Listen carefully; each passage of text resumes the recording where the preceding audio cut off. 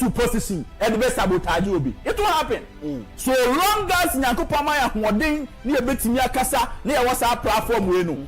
This we will say it every day to make sure say selfish individuals the minia omo person omo ya niema to please their own self. Sinipay mo bia nada no say jai illegal mining no. Sinipay maka and mesa reinforce. Say me reinforce say NDC for anomo illegal mining at this time. Sinipay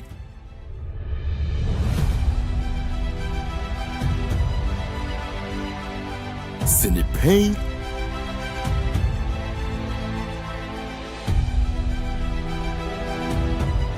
Sinipay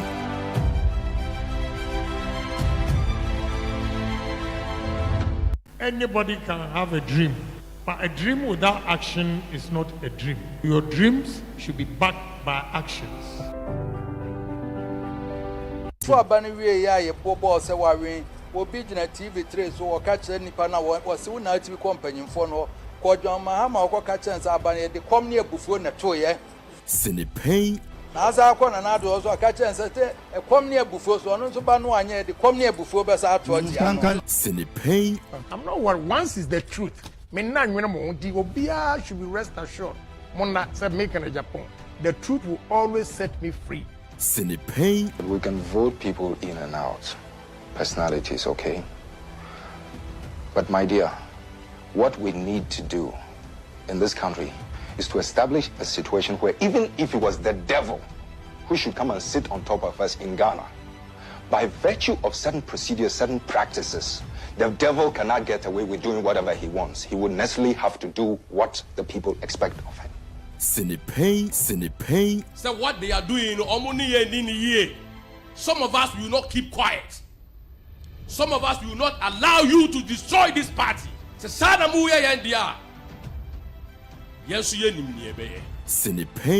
Betting tax that they said they have abolished. We never collected betting tax. We never implement the betting tax.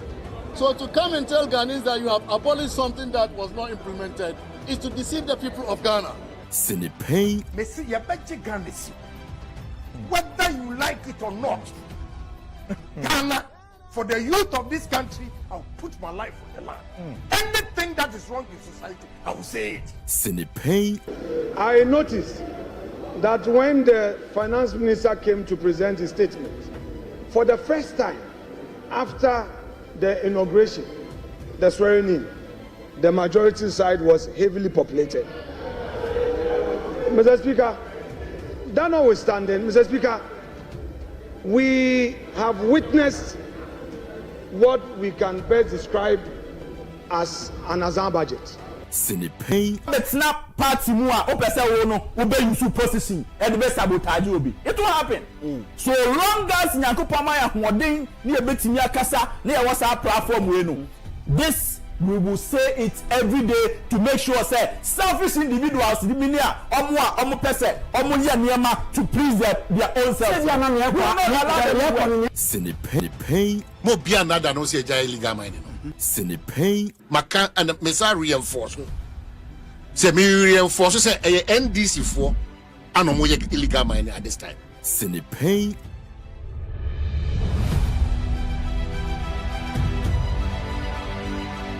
Sinipay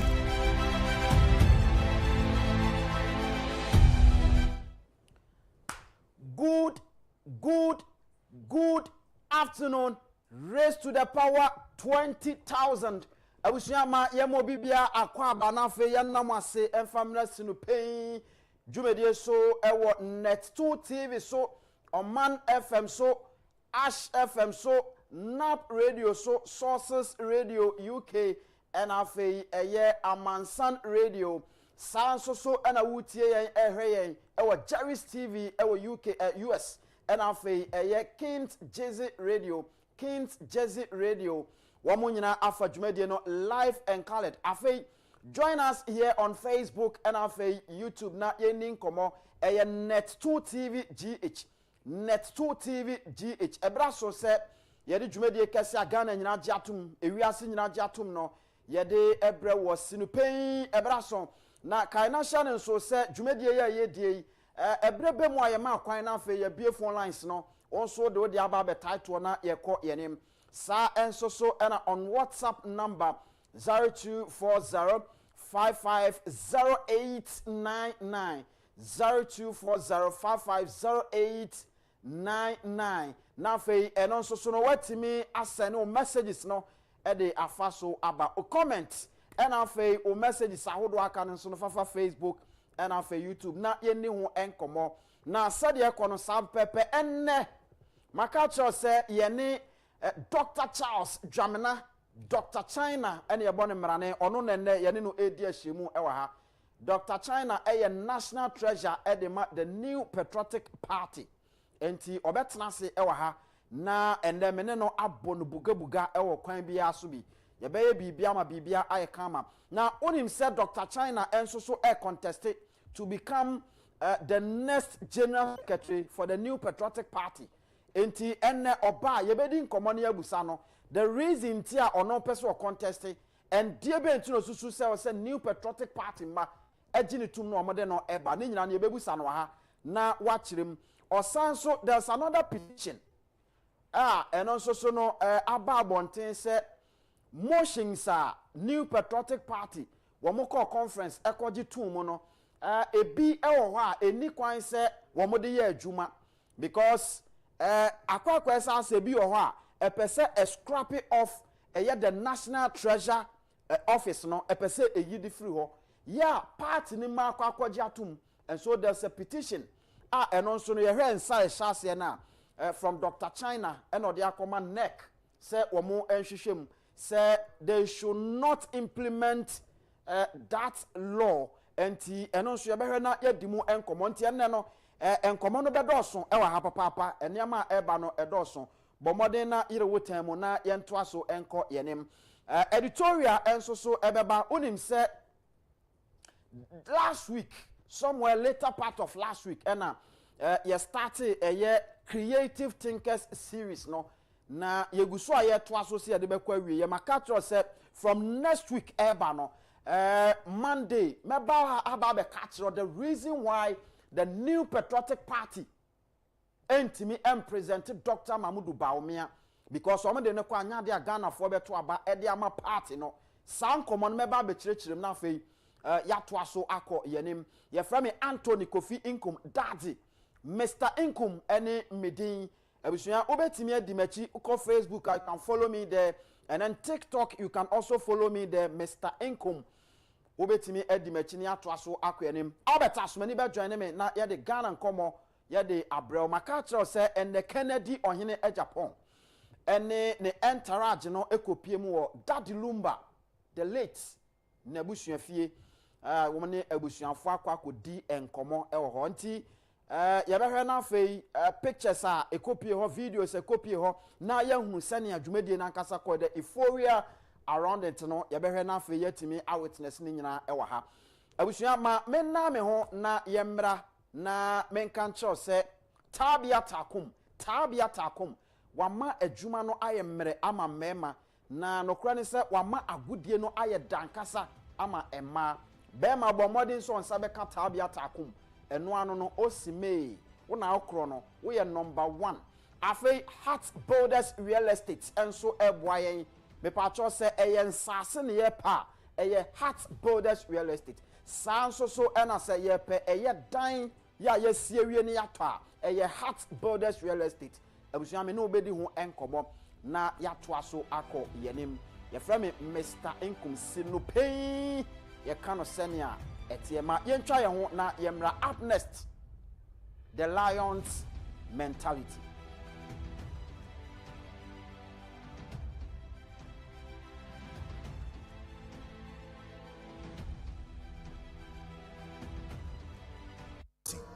The lion is certain. The lion never second guesses. When the lion goes in, it goes in 100%. There's nothing half-hearted about the lion. How great could your life be if you lived with the certainty of a lion? What if you just started believing in yourself and your own abilities? How far could you go with unbreakable self-belief? Who could you become if there was no doubt in you? If you trusted your intuition and just went for everything you want in life with the same ruthless certainty as a lion hunting its prey. You can't rely on other people to achieve the results you want in your life. You are the only one responsible for your results. Take responsibility. Take ownership. Take action. Only you know what's best for you in your life. Only you know which path to take in each moment of your life. You must make those decisions with certainty.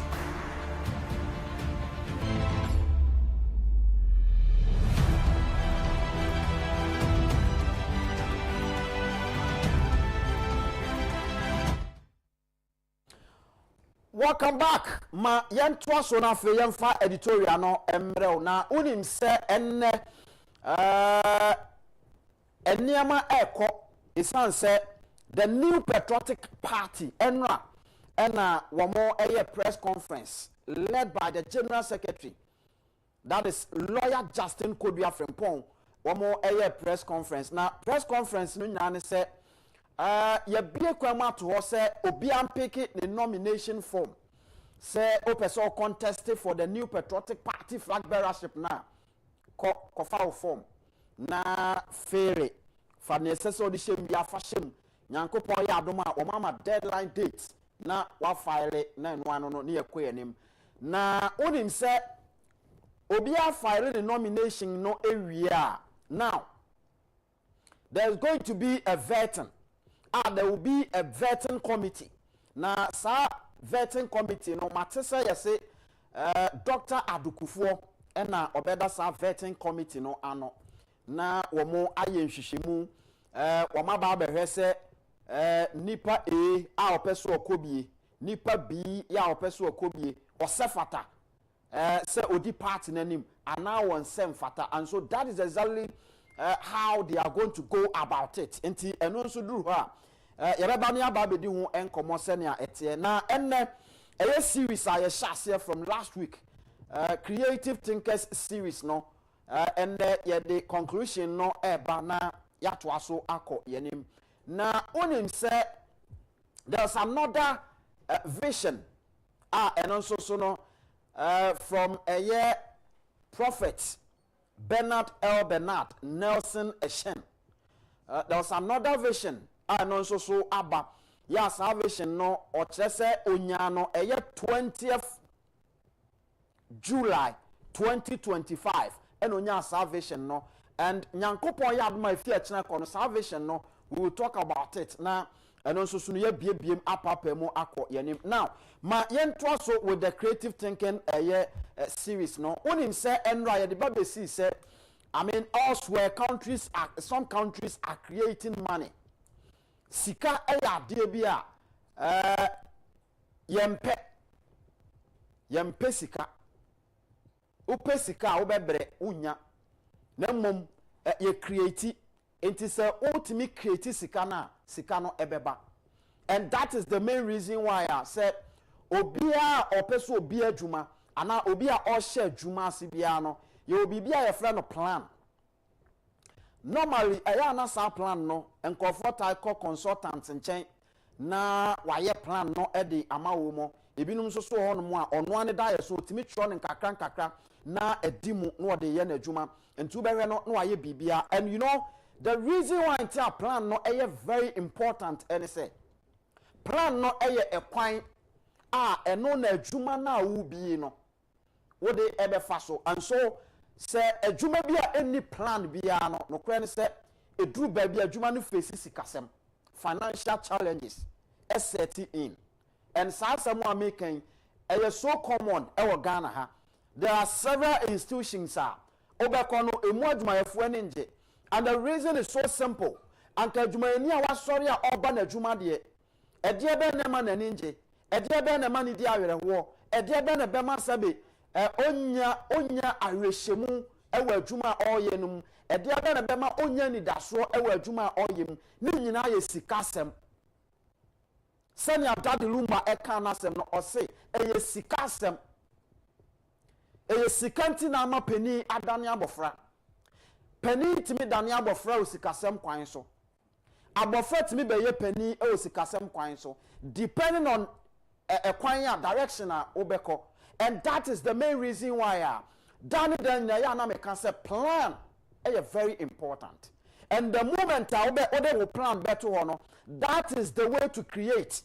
That is how you want to create whatever that you are creating. And so it is very, very, very important. Say, obiabe timi ayeye eniyema bi atesa plan for bibia wuye bia.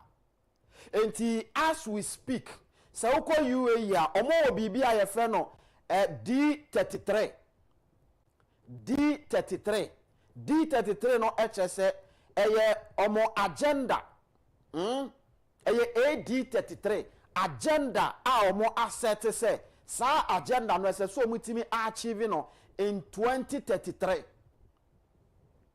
On person mutimi achieve, and one of their agenda and say omo will say ewiase baby akeka kono wo wani abre na wo chechire wo man no na enipa bonfo bi te say militant groups no sa nkofo ikwam kafo ya no mutu hye nkofo so ene ade I mean these groups no wo chechire wo man no behwe no omo so so no enam kwan bi so a wo mo so pese wo mo ese ade eti se wan hwe ya no omo sa nkofo no o man na wo wa build aduru baby no obere no na o ma be say wo man no ama typical example Osama bin Laden. Is it 2009 and I say year ben and Osama bin Laden at the plane echo ball White House BBBB na World Trade Center or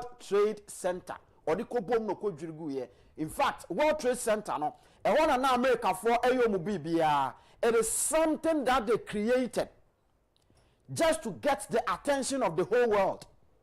Because na ewiase nyina no anytime they want to I mean omo pese omo enveli bibia kese ade bi omo pese ewiase nyina hu no e wona no omo de ekọ na enipa bonefo kotu hye so sa adwene ni bi na UAE for afa omo say omo create enabling environment ama businesses ekonanim ama enema ekonanim ama oman nankasa ekonanim omanya wiase nyina attention but said ya bayo mbebo mo ho banti every nipa bonfo ho na omanhunu ahead of time enti ni omo pese omo ye ne say by 2030 no na omo wo whole security operative ewo esoro I mean they will be operating by air enti o plan bibia ba omo behu and then they will face you squarely. This is creativity. They are creating something which is not there. Something that is not there. They are creating it because omo say ebetimi amomo protect the massive protection omo epe. That is creativity. And so creativity is everything. Enti ebinum create sika ena yenso ye wa ha ena ye de ne aye ne se ekwan ya ye be fa so ye be chase sika eno ne ye and that is the main reason why ubenya a whole sector minister NDC for nanse yo mobile maka cho se nkofo we no minimum mu we mu no me ana me nanfofo a minimum mu ombebo no tro ombebo no to so a whole sector minister echo your friend is saying summit now oko summit no and we kweshia China for na senia odi China for nachi say oh if you have any plan to invest in Ghana come we are going to help you oh we will help you these are sector ministers without plan. These are sector ministers without creative thinking skills. They don't have the ability to create. So far as our ability to create, you are creating money. You are creating wealth. And so sika, you create, you ensheshe, you chase, you niachire, you tumrikan sasika. na mom ototo oniama ye said ye beya sika nankasa will be coming to you. That is how it is. It is a oman bia betimi akona nimu a we need creativity and people who can create something out of nothing. Enipa omo betimi akoda no oma sorry na fe omatimi adwene bibi ede aba. Anytime a obi adwene bia no, you see, abrofo can say me say you become what you think most of the time. You will become what you think most of the time because adwene ehyaase efri ani nia ubehu nia uhu no na etweko. And one thing that we should know and say ya adwene na eda yetimu no eye adwuma te say magnet. Eye adwuma te say magnet. Eti bibi ani ne bebo so na watwe. Na ni no we no watwe. Ohun we na watwe. We kan asem we na ewura wasoma na watwe. Enti obeke kaneama bupo mu a. Enti enwumre na wo kwa akoda no. Say why you ready say you want to create something out of nothing na. Enwumre na wo kwa akoda no. What you have to do and say we say witimi ye proper postmortem. Enti aneama wadwene no apeke. That is the conscious mind. And nyama wa peke no anadwe no okokoda and I say anytime I will go off pepepe ube say wo conscious mind no bibi ekuta na bia no na we jam e de ama o subconscious mind no which is okra na eda ni peduenum, and that is where the creativity starts from. And if you do not have the ability to work on your conscious mind and then the subconscious mind as well, there's no way you can create. You can never create anything. Efi enne ekono begin to create. Shase so be create bibi. Because my culture say conscious mind no any subconscious mind no eye adwuma te say afidi a enya mabro. Bibi a odi be go afidi a enya mabro mu bia no obenyam no de ama opepepe.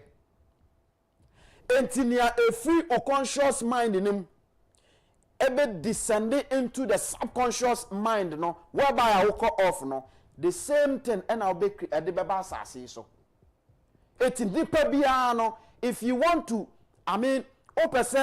achieve creative thinking skills are this is what you have to do all the time before so better biano you need to do postmortem adie bia wadwene mu a ofo say a happy wo wiase a emwa no yifrim yi ni nyina frim ne a wopese eba no jai na dwene ho ana fa kondem oda eno ano no you are creating.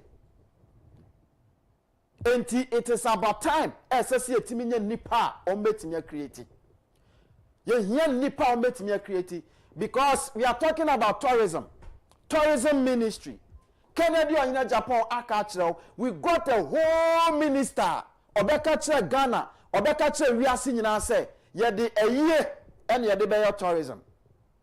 I'm say what aye na ye kwakodi awere ho dadi luma busuafo ya sese wo monsunu egugem sese wo mani daso asa ejaba akwa mode hwa kwantrifi adumaja wo mo no wodi omoye no na wode koye tourism.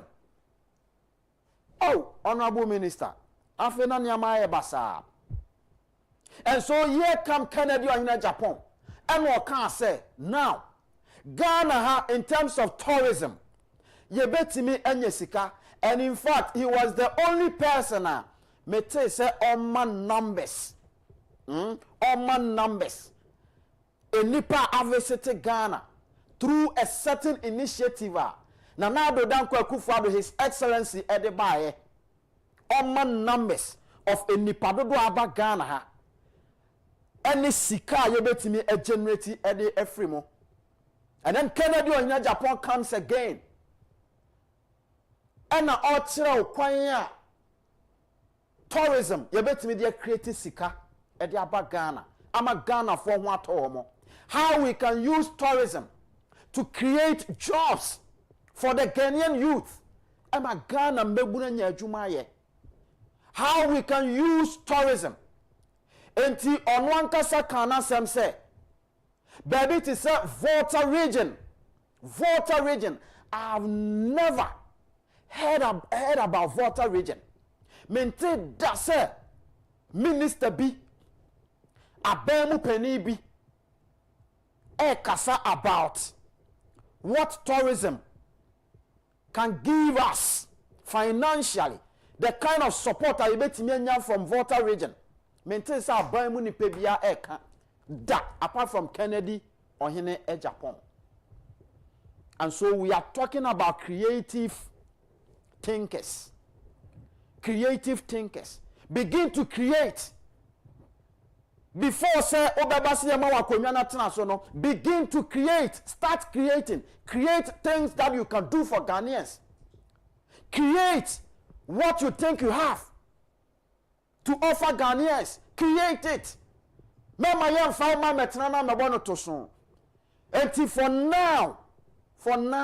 for now, we are going for the creative thinkers. Say, udi agro wiase beja ho. Baby, we don't have creative thinkers. And that is why Ghana high away. Market women. Me ma me mo dwedifo etru baby na mo ho ya me mobo. Ensuo to na esu omso. Ewi abo na esu omso. Bibia beko bia na esu omso. Semframa na ebo a na ya ma me dwamfo yi na omu dimirika ebi fa benkum ebi nam nifa omu nim baby omoko. Ana no bodwase emframa jampan trudu ebo na abudua o market behwe mmirika ya ma me no madwedifo womu dwane etimi duwa na mbusa me ho senti womu edi oman nanim no omo wɛnfa. We cannot create enti nipa kwakra no yentimi ehwe so ya nye ready say ya ma me madwedifo ye betimi create bibi papa bi amomo matena ya nya ya dwene say ya bedwe wo mo ho say ensuo to esi wo mo so awie ebo a esi wo mo so emframa na ebo a esi wo mo so na nsu ni nyina mu no na akrache fo ye di oman nanim no obehwe ne atwe ayi ticket ne ye de ko e de akwa wo mo omo tie awie mo ton wade ti nso mo ton wade no ne asanso akwa je om sika ne ye de atoka asakese ne ye dem. Kennedy Agyapong say, when I become president, I'm going to make sure, say, market women, proper market system. Obesisi market papa. He's creating something which is not there. And so the world, there be a ekeka kono. Say one creative thinker as your leader, as Samaton. Because all the time, amount for ebe create, no more de bana woto, omu create bana woto, say bibi anywhere, China for create bibi, target Ghana. Say Toyota, a whole Toyota company, no, say, or any time, or Bernard say, or the new cars, ever Montimbiano, the target Ghana. Enti no, him fan ye pesiyako. Enti ye no braben pan ye pesiyabo. If we are not ready to create, not de bia ye betena ho say ya there. I tell you, say, a fina emre ye no, ebemre ye sa. Kencity Agyapong say we can use a fee near the create, electricity. Or see a betimi use banche eternal near the create electricity. These are things that are not here in Ghana. And I have never heard anybody talking about it except Kennedy or Agyapong. And that is the main reason why New Patriotic Party, Kennedy or Agyapong is your man. Kennedy or Agyapong is the man. There's a saying that you need to build your capacity ahead of opportunities. And within the New Patriotic Party, the one that I can say with authority, without fear and panic, say, we're building a capacity. Kennedy or Agyapong. Because we gave them the opportunity and they could not utilize. We gave them the chance, and they could not give us what they were touting. And Niama no one kasa eka, metimi aye way, metimi aye way, metimi aye way, uja for ya de mana, troka, any and ne. Ma memfa wo ensi ha na yenna ye ho yenkomra ye ba all tasmani eba the political za eba ama yedi enkomo, and today as usual ya danfo baako enso so a amanyosemu wa bene wono nso eba na wa ba be chia yen ewo sinipe dwumadie yi eso na mame na me hombra me ba lawyer kwaku amodate as usual boy chidom ewa ha, and now na is a man in black. If he say Kennedy ohene Agyapong eko daddy lumba fie said ya trusem ne ka say obi isu a woni no ensu osre a woni no ensre no ene okoye ene daddy lumba busuafo ekosu na okochechire wo mo were ehye wo mo den, and he is a man in black. Albert Asumani and Susubeba na yedi nkomo ewa ha. Your friend Mr. Inkum sinu pay e kan senia etie. So abani wie ya ye bobo se wawe obi gina TV3 so o ka kire nipa na wo se una TV companyfo no ko dwon hama o ka kire nsa abani de kom ne abufuo na toye Sinipay Asa akona na do so aka chense te ekom ne abufuo so no so ba no anye de kom ne abufuo be sa ato ti ano. Sinipay. I'm not worried. Once is the truth. Me na nwene mo di obia should be rest assured. Mona said make in Japan. The truth will always set me free. Sinipay. We can vote people in and out. Personality is okay. But my dear, what we need to do in this country is to establish a situation where even if it was the devil who should come and sit on top of us in Ghana, by virtue of certain procedures, certain practices, the devil cannot get away with doing whatever he wants. He would necessarily have to do what the people expect of him. Sinipay, Sinipay. So what they are doing, some of us will not keep quiet. Some of us will not allow you to destroy this party. Sinipay. Betting tax that they said they have abolished. We never collected betting tax. We never implement the betting tax. So to come and tell Ghanaians that you have abolished something that was not implemented is to deceive the people of Ghana. Sinipay. Messi yabache Ghana. Whether you like it or not, Ghana, for the youth of this country, I'll put my life on the line. Anything that is wrong in society, I will say it. Sinipay. I noticed that when the finance minister came to present his statement, for the first time after the inauguration, the swearing in, the majority side was heavily populated. Mr. Speaker, that notwithstanding, Mr. Speaker, we have witnessed what we can best describe as an Azan budget. Sinipay. Let's not party more. Opesa wono ube yusu position and be sabotage obi. It will happen.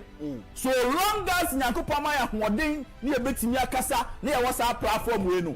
This we will say it every day to make sure say selfish individuals the minia omo pese omo ye niema to please their own self. Sinipay. Mo bia nada no se jai illegal mining. Sinipay. Maka and mesa reinforce.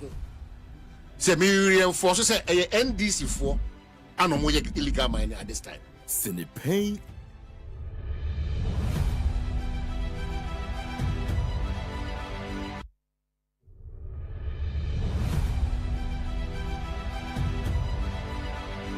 This is the party. As a second of one who say, coach you what they were doing, you bring the party back to power. Sinipay. Tasembu ha woka no ye we beka don ye hwi but opem wa Sinipay.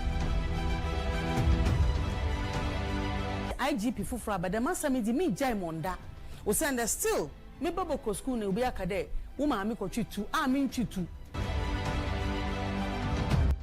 me ko abontia Ghana for catch them so be pay ko catch on grow for say Mumfa Kennedy Agyapong brother ye beto abama o better radio so na me ka mo say mo suspend me what be that I am communicating job na mo de ma me say communication director ya call election ye lose and a Ghana for communicate to deputy communication director on your grassroots person or say ko catch your party for. All right, ma mensan emo akwa ababium enfamra sinu pedwumedie so ebra so se wo Ghana nkomo dwumedie no yede ebrel ewo sinu pedwumedie so medical culture se enne Dr.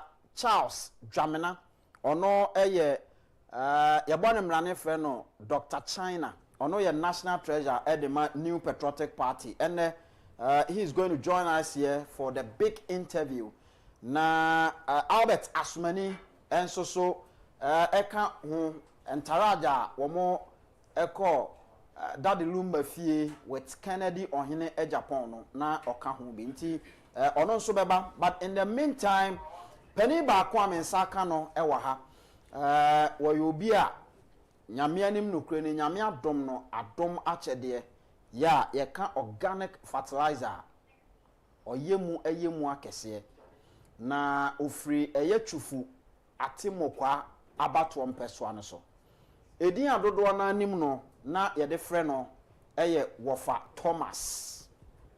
Thomas abeka mensa ewa ha opani akwa aba yenia bibia aboko de nyame adom bibia aboko all right awie de obi bese ye ne sinipen so na yewo yadwuma mu ani de na do bae meda wase de di kan no mechia watiefo nyina omo ewo bonkum ni mfapue ni atoye tie na tu mechia omo nyina mede nchia kase anso bema ye pani wura Kennedy Agyapong na anije kakra menya ne se me bae na behu lawyer amodete no me buku appointment bi asa me ba ha eni da na mte se owura kananu mu pen se we kwa pick form no wagina na mse me ene me ba ha ti ba me ba na manfre obi a se me ba bra me ba na mso pese me hu lawyer o man ba bi tnan anche na mko hu na mpa no komo me di ya no mama kwanje asa memra na di omi mu no memra me kan kire mu nti me ba ya mama ne ya so ede na ama wenye odoso nko ama Kennedy Agyapong de na fu se Kennedy betima ya ama Ghana ya mi hira opa se ewi ase so obi ka kire wo se wo ye fisherman no obama wo na mawe ya di the proof se wo ye fisherman obetumi ama me na mawe jise onu ba mi nchen no ka kire me se ma ye nkompo ano ye beduru ho no na the boat kase si ho no aka kire me se saa hyen eyamia me dia na me na me de kɔ afosuko yi namba na nkɔfu a ewo ho nyina di adanse ye se asumasi wo ye taku wo fishing mu pa wo ye taku ankasa ansema me magye adi watumi aka kire me se ɔkyina nyambo 11 o'clock bela pona no ba twa me ne nam na me se be ma no me mfa ma ne hu se me ye fisherman ampa anopa no mi koduru ho me di ka bia se 10:30 kotena ho se ne be me hu se ni hyen na aba na nam na film no ye ne dia nti me tena otwen no ba 11 pepepe no lande ye oba ya obedwa no chia me bas me ka kire se adwuma me ye ni enam wo yi ma me am di ba fie nti si ye kase Patrick kwaso obema ntoma tie ni din nipa na oka se obema me nam awe no wo proof sampa wo boat opopo so oyi nam ampa etu da bia wo be se no obi aba no abegina se ye nto me so aba bia ye hu bibia mpo ni but eni aka na di Agyapong ni bi firi chufu braso chufu atimu kwa omu ni meka ni ameka se nipa bebre ni Wofa Thomas chufu die obi ani me se me ene meba no ma ba be kasa se senti asese ye do man no ehye Kennedy nsa no ma be bu man no ne ho toyei enu ti ina bai die tie bio obe wu se from Lawrence Abresu to ne amabu ni nyina ya wanwe enya bone so obi ba ye kwan enya bone so obi ye bridge enya bone so obi ye interchange enya bone so obi ye school be hwemu a obe wu se ye grassroots na yegu asia no na many a times grassroots na ya na mo madwe ya mo se wo mo a wo kwa district mo a mo hwa aba so na ya to aba no wo mo na grassroots no ya ni no ma ya ni yem kra position bi e wase ya no ya ni ya bre se nya me akufo-addo da wo ma ina nka me school ba ya nka ba ko fie bebre mi ami prom chufu ntafro waso nka ba ko no na fie bi wo kra obi ani ho no mo a ya fe ni say wakɔ secondary school wɔ hɔ nti sɛ wo bɛka kyerɛ me sɛ at least bɛma bɛdwuma ya adwuma bɛn na wo bɛma me ayɛ adwuma bɛn na ade bɛma me ayɛ because me a mete yi ma nkɔ secondary school bi akora bi o me fie on so ankɔ secondary school and ban so deɛ wɔtumi yɛ ama nipa nyinaa da bi atumi fɛ ɛdɔm na ɔmo yɛ adwuma nyinaa ɛyɛ baabi te sɛ police nurses immigration na se mimi fie akura wotiwa wan ko secondary school no migration obesi da yɛ bukan into other time bia be se young grassroots na ye wo form na ye nkwala anko school ni de ye bi sese tiwo na enum a ye nya so mfa so die bia na se wo de wo ye wadwuma wo ye organic fertilizer ene ade ntinka akuafo beto wo ha ne sen wo Canada Agyapong mo wa ya ade pa yentia ma me ka sa ne se na me de nyame atom me ina ebia me ye organic fertilizer nyame achemache de nipa nyina na ekura bi nye nipa nyina ina omo eye adwuma te se de me ye adwuma no na ebom do kura wo mu ne se wo ba wo se nipa bebre nam street so a wo man ko school Ghana me se se nye na akufo-addo abre so a ke nipa bebre na wo fi a ofa wo mu enko school wo mu ntumi nya adwuma bi anye nti no kura wo mu ne se di aboa yen ni se na akufo-addo ye na afi ama nipa bebre atumi akɔ school a ebi betumi anya immigration ye betumi anya teacher for na kanene de ye nyina agufie ba no kura wo mu ne se nipa wo man kɔ school a wo mu agufie wo mu de wo man kɔ school bi a wo mu ni akwanja no ofa edo so bebre nti media be masema me kan ne se de me ma wo hu ne se Kencity Agyapong wa ye bi da na ye hu nyara be kwa asifosu a asifosu minim factory kase a wo ho minim kwa Ghana ha afana bebre okwa kumasi a wo ho chese aye fancy sa cassava starch aye odi abai ni nyina ho aye adwuma ema oman no nti wo fo se wo a wo ye organic fertilizer say no se Kencity Agyapong ba eno mfa so beba ho ama oman no ene wan kasa na no kura pa na wo ka no anye ye kura nyame che ma che de no menso matumi afa nipa bia se edua na se dunyensa a ebia me pia wonka enti se Kencity adwuma wa bia nyina na hwe nipa wo kura wo nyen company for Ghana se nipa ni nyina mpo etumi abia adwuma sa nka Ghana ye problem ki ni problem ba ba ye na pesa ni kunya onu ko anu ne yire ni ma na sika ni guni fie no amfa nya hwe na grassroots na ye wom no na ye bre enti Kencity de no kura pa wom ni se esese Ghana fo nyina gini tum na de a me sre ni se na pa ye friend say wa wo akoto a delegate no na power mu chawo se edani dua mo mu no fi Kencity da mom you feel that no krapa wom ni se Kencity ayi obi a wabobra na me ka sambi ni asre me ka nyina no ka bia ni wa ye kokko gina ho se Kencity Agyapong ka eni nyina ye ko gina ho ni ta na ka na efe dodo ntia ka na fe ni ka e ba ye de gina mi se busa tufu praso ye beka afa ye wiye no chese Kencity ka no nko ana se en be campaign no se de ne ka nko a enti enipa wabobra pen na se bigana fo nimu no se ni pen na se se do ma ne hye nsa okay Openi Thomas ma me na wase se obae thank you na emrepem ye besan so akoso adi nkomo na ya to aso akọ anim why me da se all right nyamishira na chia kakra chia eye mi kuro mo hene funta afa so na jamla koto wo fa na ka se mi chia wo pa efe anuanu aka na obi a otiem bia so de nchia ma obi a na mo media de me kan se mi si ni pain se Kencity de si amane kwan no amade a na Ghana de ni ehuna mane ye hu de beka Alright, eno eye Wofa Thomas ena ewie yi waba besi no pain ewesi no pedwumedie so ede amayen. Waka ewo bra wanto sebe se yama Kennedy ohina Japan ameye Ghana mampeni a na chese oman no yebo oman no abro ya wono akeke kanensem chese wa kansem pa ewie yi ema me ho adwireme.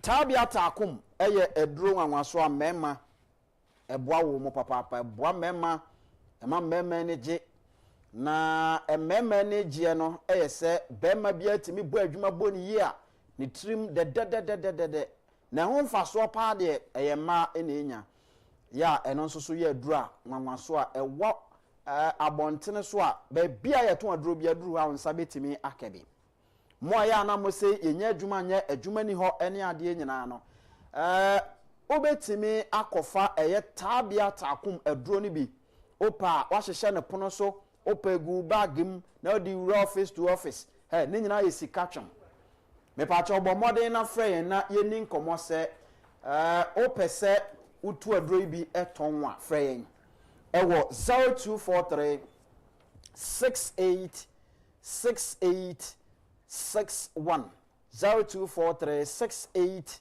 68 61 tabia takum ayadura nokreni ede anigye ene de ebafie Albert Asumani the politicals are atnase ya yede Ghana enkomo yede ebrewo enra ye bie kwam New Patriotic Party say opese ososo no utu franka ama party na kofa forms na Kennedy ohina Japan ni edi nkomo ha esi ni pain say obekwa kofa forms na ono nso so a contest enti 2023 na later part kransa na Kennedy ebemo no this time Kennedy ewo mu tentem ya wo pick forms no na enro na edi nkomo no ewie ye enne ye nyina ye ni mayreho aba Ghana ha Daddy Lumba jontuni kese ba ko Ghana ha no aduane si so waka nkyinagu na ekoba ne saa no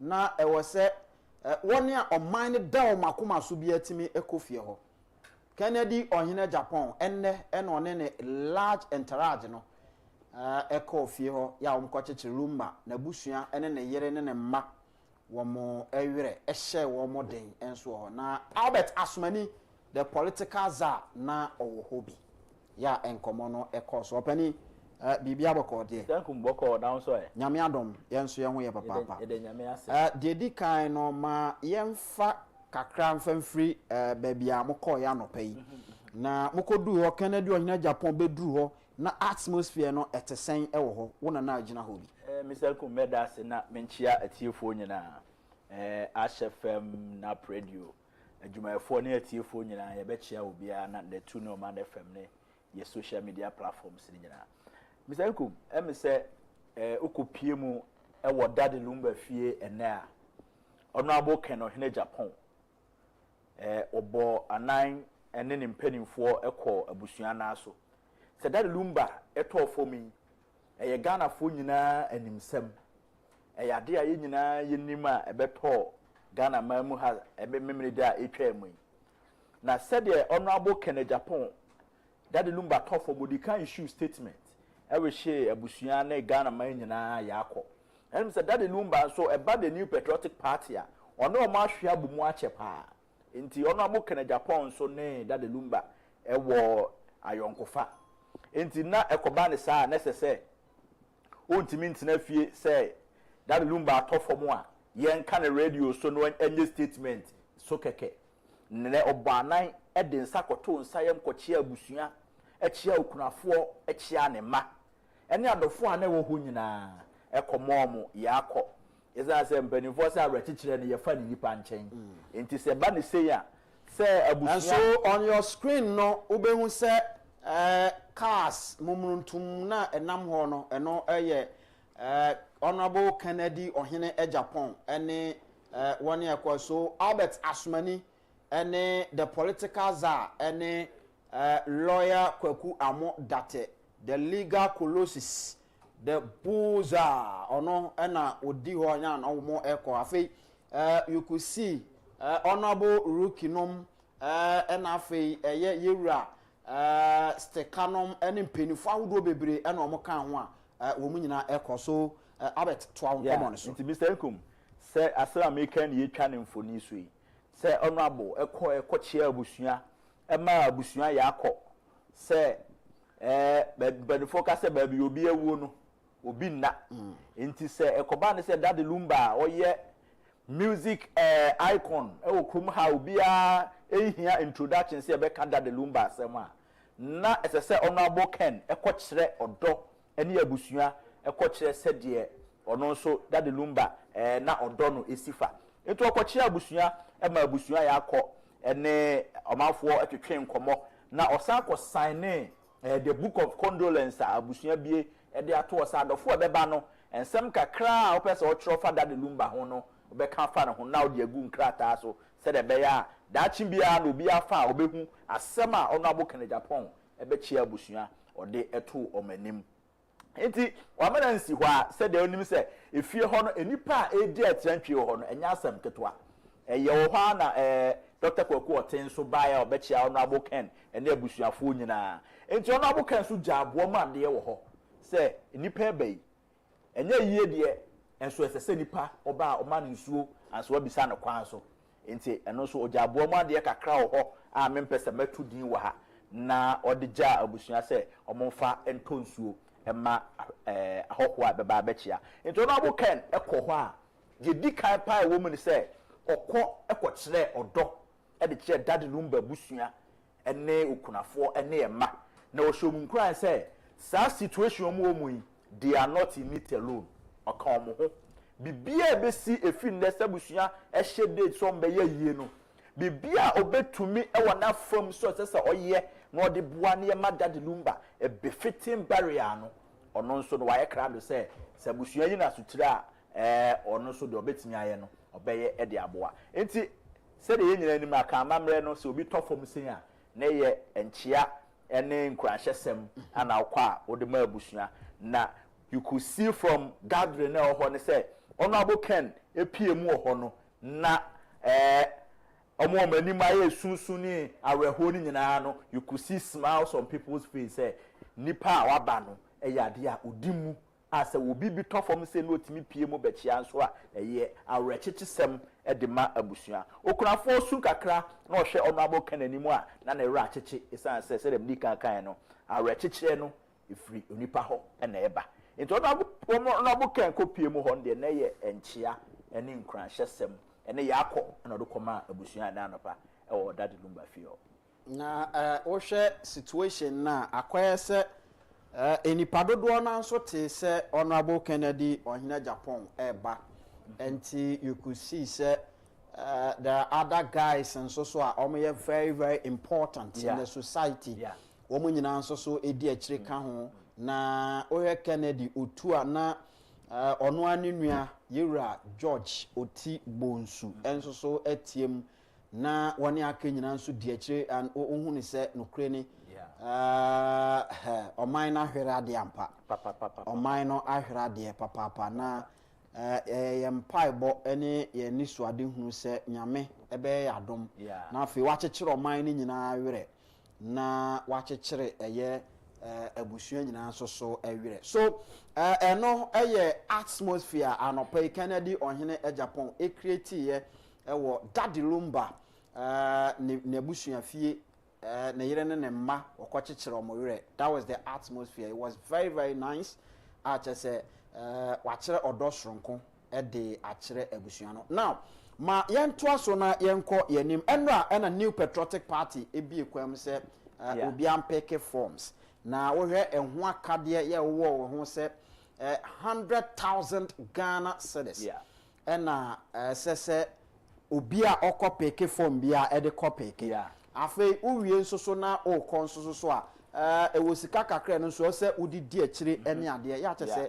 sɛ saa nkɔmɔ no nyina ɛkɔyɛ menim sɛ wannum asukɔ so far nneɛma bɛɛ na wapeke ya wobɛtumi ɛne yɛn akyɛ nsankum medase na machia ahwɛfo na atiefo nyina em sɛ nneɛma okay mahwɛ nomination fee no 100,000 and the filing fee no so ɛyɛ 500 it says offer form na all the require say utua 500,000 edit wo sika no 5 billion e ka ho it will can million nyina bomu a 6 billion and at time general secretary so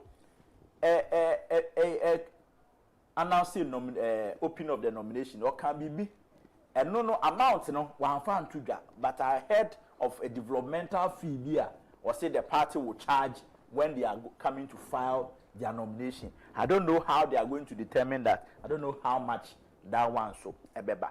But Mr. Nkum, the person me ka ho asem paaye enra one kasa woni yewura honorable Agyapong din komo on this platform. Emma ne tu nanum tu say obe contested in the MPP primaries, presidential primaries neighbor. Nti obekwa kofa form. Na hwa omanfo bebre and our volunteer boss on bed on betria. I want us out can say, Minumi and no lawyer, they can city for so. Yes, I had 600,000 betria man. Exactly. Intino, na a yadia airfare. Na dear a yet there a woman say, I want people to know, say, Honorable Ken or Agyapong. He came 2023 of the contest in the MPP primaries. Ghana for nim the see or primaries. Any baby a could do ye. This time around, Honorable Ken was declared already a copy form. And now you have no idea. And near ma a course war and crofo fienum and Nigia a bank of 4 say, now you're telling who's Honorable Ken Beko. But this time around, what is it brings some sort of hope we man for. Because baby and Ghana abedruno.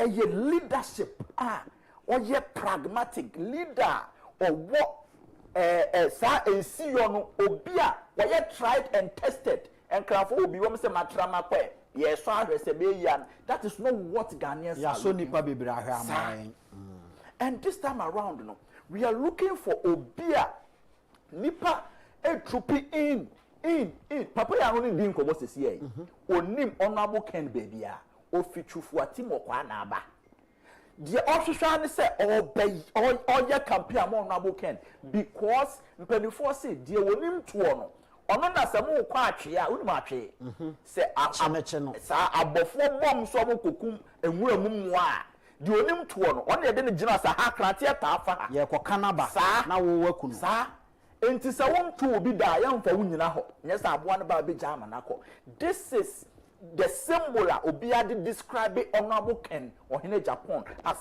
somebody you hear to become the president in the year 2028. What you say? And only the hope Emma me manage. In fact, the whole of this year, Adia Bakwa Ama Menia J or my brother Bumpa say Honorable Ken assign Arieko say open contesting in the MPP flag bearership. This time around, MPP is also not just looking for a flag bearer. MPP is looking for somebody who can win the seat for them. And all of them they know. Oh, be our MPP and I'm telling you no, say power na yepese yajia. Eye Honorable Ken Agyapong. And performing a person yes chemistries be anomo ye say but I'm telling you. Say 2028, this is MPP as a political party. Meaning what they use their research department for. Say if and now next time they should go and scrap it. Film said they don't need their research because you see, as an organization like MPP, if you have a department say or researcher, you don't wait for Musa Dankwa. You don't wait for any other person. Internally, you go down. Because you want to win political power, any political party that doesn't win political power, you are just like Kokofu Kifrit Club. If you cannot win a political party, what are you doing with the party? CPP, PNC, what you say? And it's all a political party. We research department, go down, go and do introspection. As soon as you go and they are Omanko primaries, it is because dear Masoko to 2 form. Almost a Kotia forces our brands you win your panel. And to young primaries, ye ham pekeno de nako. I am waiting for a day MPP beya sad ye of party no say. Yadi aso to 2 form. Yes, see, come ha, baby, no, any padu of her, we won't be party anymore. And talk. ukoi flag bearer na fe nipa be 3,000 fa de ho. This is the time especially political party who figure be say no, where this person stands. Say me fana e di bibi boni bet yaba party no so. Me fana bibi say bet yaba party no so. These are people idea so to forma. Say the be really power nti, say the be ya be ma sumdua benti no. Yen fa such a person ko. Nanka party no research committee and for report for national council meeting. You discuss your own research findings. Now for more that someone convince him who say no. This time around, let's take this person. They did it to Honorable Dominic Nitiwu when he was coming to Parliament for the first time. They realized that no, this is the person that didn't buy a baby.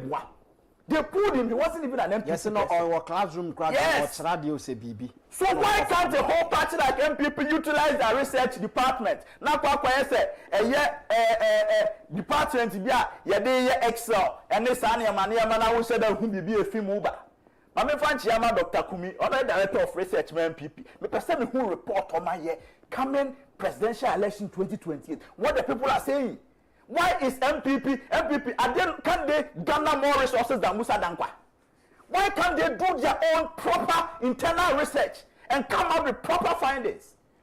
Saturday, Professor Akufo-addo Kofabaya Kojina, the boy stadium, Emma, Frank Davis, Ebejina, the eyes have it, the nose have it, the eyes have it, the nose have it. And what I say? People have to be serious in MPP. What I say? Now, what MPP constitution is? Someone here and for baby, no matter same MPP constitution. No matter Sano. You hear say yaba near connect near convincing for na sa dan de ye call conference conference a nipa over 6,000. You leave your destiny in one man's hands to determine that me I had I, so the eyes have it. Which democracy is that? Say oh yeah constitutional amendment. Now me is serious. What's circulating Sanyamano and their common people? Why can't you put all the 56 motions on paper and put yes or no against every motion and set ballot boxes there? Let the delegates from Tuabama, Dr. China Nikobiamono, they came to a class post stadium and voted. They formed a queue, took ballot papers and voted. Why can't they vote and put the papers in the ballot boxes? So unkind said, Nipa say so percent, Nipa say so percent. You can't you say you amendment, proper amendment. But to your destiny is just from Davis in some, not like I said, the eyes have it. Even when the law is saying no.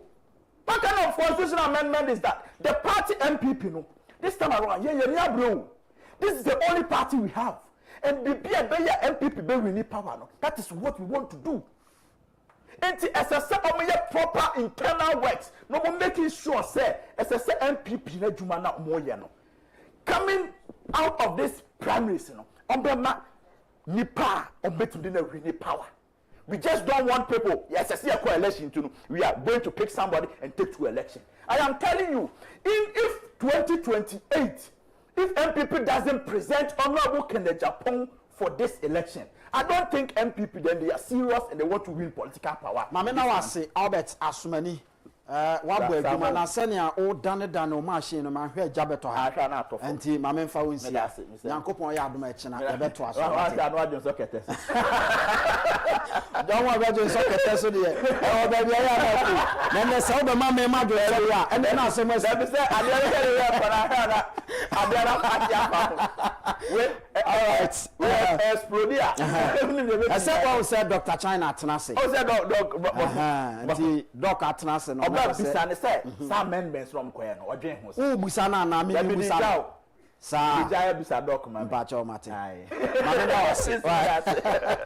Albert Asumani the political czar na mene no edi enkomo na Emerson say ye the big interview no on Sinipen Dwumedie so ye de ebrewo ye from Mr. Income na I am just a host na nea alternate say amiyene no edi enkomo no oye obi a yeka New Patriotic Party a wabomu bra papa isan say ohye ase ewo oko China New Patriotic Party ne branch a ewo ho na eho ana wo hyase edi efriye na ansa no obekọ ho no kra no no aye adwuma wo fom pa de aboa party no ansa no wokọ ho na onim set time ono kodu China no na New Patriotic Party branch na ho no ye frɛ omo chapters ne ye wo one chapter pe and pe na dwuma den ene ade no etimi erezi branch no from just a chapter to that of 9 chapters. Wamanan so ha osanso ebo adwuma as a 2-term chairman for a New Patriotic Party branch ewo China no. Na ukodu China, Ghana for a China koye businesses ne ade nyina no. He has a certain relationship with them. Wabua Ghana for ma in terms of kwanya ye faso ye business ewini ewo China no. Waye se adwuma no ye de aboa Ghana for ne pa na ye de no eto nchen a campaign committee 2016 omo campaign ye omo di campaign anim for a New Patriotic Party no. He was the campaign secretary enti eno nso so no oye mu adwuma pa ye ma party no ewini 2016 elections no eba abem na osanso former finance administrator ewo national headquarters New Patriotic Party na ono no tena sidin no he se na ss ye ball mabaso enti ono initiate award scheme for a New Patriotic Party staff no ya na eso ani yi papa odidim sese aye kase ide ono na oye national treasure for the New Patriotic Party. Yede no to nchen a ose baby a party no edru no party no ehia mmema party no ehia wo mo a ebetimi awurawura ede moa abre party no party ni hia nipa wo betimi aye adwuma ma party ma efomfo nyina no enya akomatoye mu enti me no kasa sini pay yaso ededa fom na yaso ededa fom ni ayete ye ene se Dr. China say opese oko no no so contest eba beye general secretary edema New Patriotic Party sasa asem ne ye nokre ana enya nokre no ye se nhwere mapa efata niura ano Dr. Charles Dramina aka Dr. China atena say openi akwaba mejo so Mr. Ingo bibi aboko de nyame adoro no mpaipo ye ho ye namozo ye nyankopon adom ye nso so ye ho ye papa ye da se waba sinipen dwumedie so na onim se yen ya so dafom ye nam na ye tete se ye se Dr. China adwuma wayama party ni nyina no still opese okọ the main target no opese okoye general secretary edema New Patriotic Party sinipen mame no krebe ne wom yo medase me mfa konya we so enchia etiefo ni ahwe ade maka na meetu ho anamo emrene so I'll be contesting the position of general secretary of NPP na some media ya mienu no kredi me focus ene adwuma ye de ahye mensa wi a ye bewie ni yie so dodo na ne ya akase ye bepa ho ntoma na babontin sisi campaign enti ye adwuma na ye all background na ya hyehyɛ se ne be ya party no ebefa ne ntima pefra eno pa ho a megidi ye se ye enimanimu ya elections be mienu bi wo ho a ansa na kransa ababedu yen adie yi so eno ntino me enkwati sa elections we na men jimi de enjire denden gidigidi se ne no ne yekɔ ne kina enim se mpenifo ka se ufiti bu nsuo ntema ena wani kokɔ de nemom bitom sika per se but dia mo wonu mu gidie ni ntino motumi anya ho kanse ye bebo mo raise sika we beyond that no ye sansi development levy and also so no we be di party nanimu a wonya wini wi a fundraisers a ho do be brain ye beye enu ntino se na medi kanka ufiti bu nsuo ntema ena wani ye kokɔ se wo sha se samre na utumi mobilize resources, utumi affect influence people positively for them to see hope in you and through you in the party eboa ama party ne ekononim eboa ama party na hokeka ekonkan eboa ma party ne tumi chichirin ye. So that is essentially the reason why some of us we support that way. Now a banner say ankran kran ye gin osika na eno kran be a recipe for say Albert Edi kan kraka ho asem dada se na ekoye ene ade say Albert Edi kan kraka ho asem dada se na ekoye ene ade yenya ne ntie say some of the amendment na omo eyeye no enipa bi eni enje ho se na ekoye enipa bi eni enje ho se na ekoye no ebi eni ebi mpe eni annual delegates conference yakọ pass bibi annual delegates conference yakọ pass bibi this all man she bedwem no pass mrabi who say challenges wo mu a we have every opportunity to draw the attention of leadership say there be adia ye ebia ye no na ebia na nka de no ho enti be hye mu last minute adodo na akra adwena amaso ya ye hu ya ye but implementation em boyen dia mama ye recommend NEC and recommend it to National Council. Say National Council ye conference in you are one of our second highest decision maker. Enti gina say to me so na twentwen so copy say be say share conference biom na ye catch conference ade we ni e fa ye nyina ye ni so no enti no be ka say 3 arms of executive for the New Patriotic Party no. We have the national chairman, and then the national general secretary, and then the national treasurer. Enti duamiensa a omo adwuma esoro ba bia obia ejina. Na in this case no motion no HSE yema this national treasurer no emeshe general secretary ase na fe oba report to general secretary. Enti ontime reported directly to the party ema party manyina ehunum na eno ne ade a Dr. China susu say why nhihye de akọ electoral commission na say obesesa ne sei a wanhwe na akọfọ haw e de aba wanhwe kra electoral commission betimi aka say wo license a ye de ma o ma wo operate no ya twe asensan enti ye ma wo operate biem e de asem kese e na e de ebeba eno mu ena petition nam so e ba doctor ka say on person obekom bebre san so de company fo nchen say wo mo entie enti edam pani animu ne de on person obekom bebre enti ebrepem okom wi a aheya obesa be sinpen ni free mu ba yi bi obeba no aba abeka enti doc me feel say sa na tie nyesa sa pepe na yemfa no to aniema kwan without prejudice now members of NEC into me and look into the merit of petitioner Diakono. Okay. And after that, you wait to me, I discuss it. All right. Now, my member back to General Secretary now, Pese Opreno. New Patriotic Party. When your party are mobile power, first time, that was the year 2000. Mobile year Juma 2008. Montime Mbreki 8 year Mamu Kofi.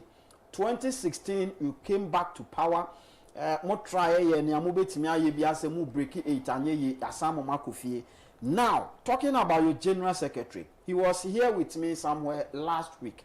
Ana okase enhyehyɛ ahodo bi owo a opeso de ma party no wo a wo tie chire no ɛdeɛn ne wahu aforo sɛ party no elake a no ntu pese obey general secretary na odeba yo enko say de bia no meka se wohwɛ kwae a ugina chire a uhu se ebom baako but uwura kwae ni mu a edua bia si bebi esi edua bia wo adwuma a ɔyɛ ɛno ntino sɛ person hu se kwae no the functionality ekoyi a ugina chire na o yene in generality a obetin ɛwɔ sɛ wotumi bowura kwae ni mu na hu se edua wo ebia wo ne first barrier of wind eba wo na be break wind ni edua edidi so mo na wo second barrier mo amu wo mo na mo ma shade mania efifi no so ba ewe na wafa no mako analyze hu say adwumadi a we eseye no oye kosi ni sen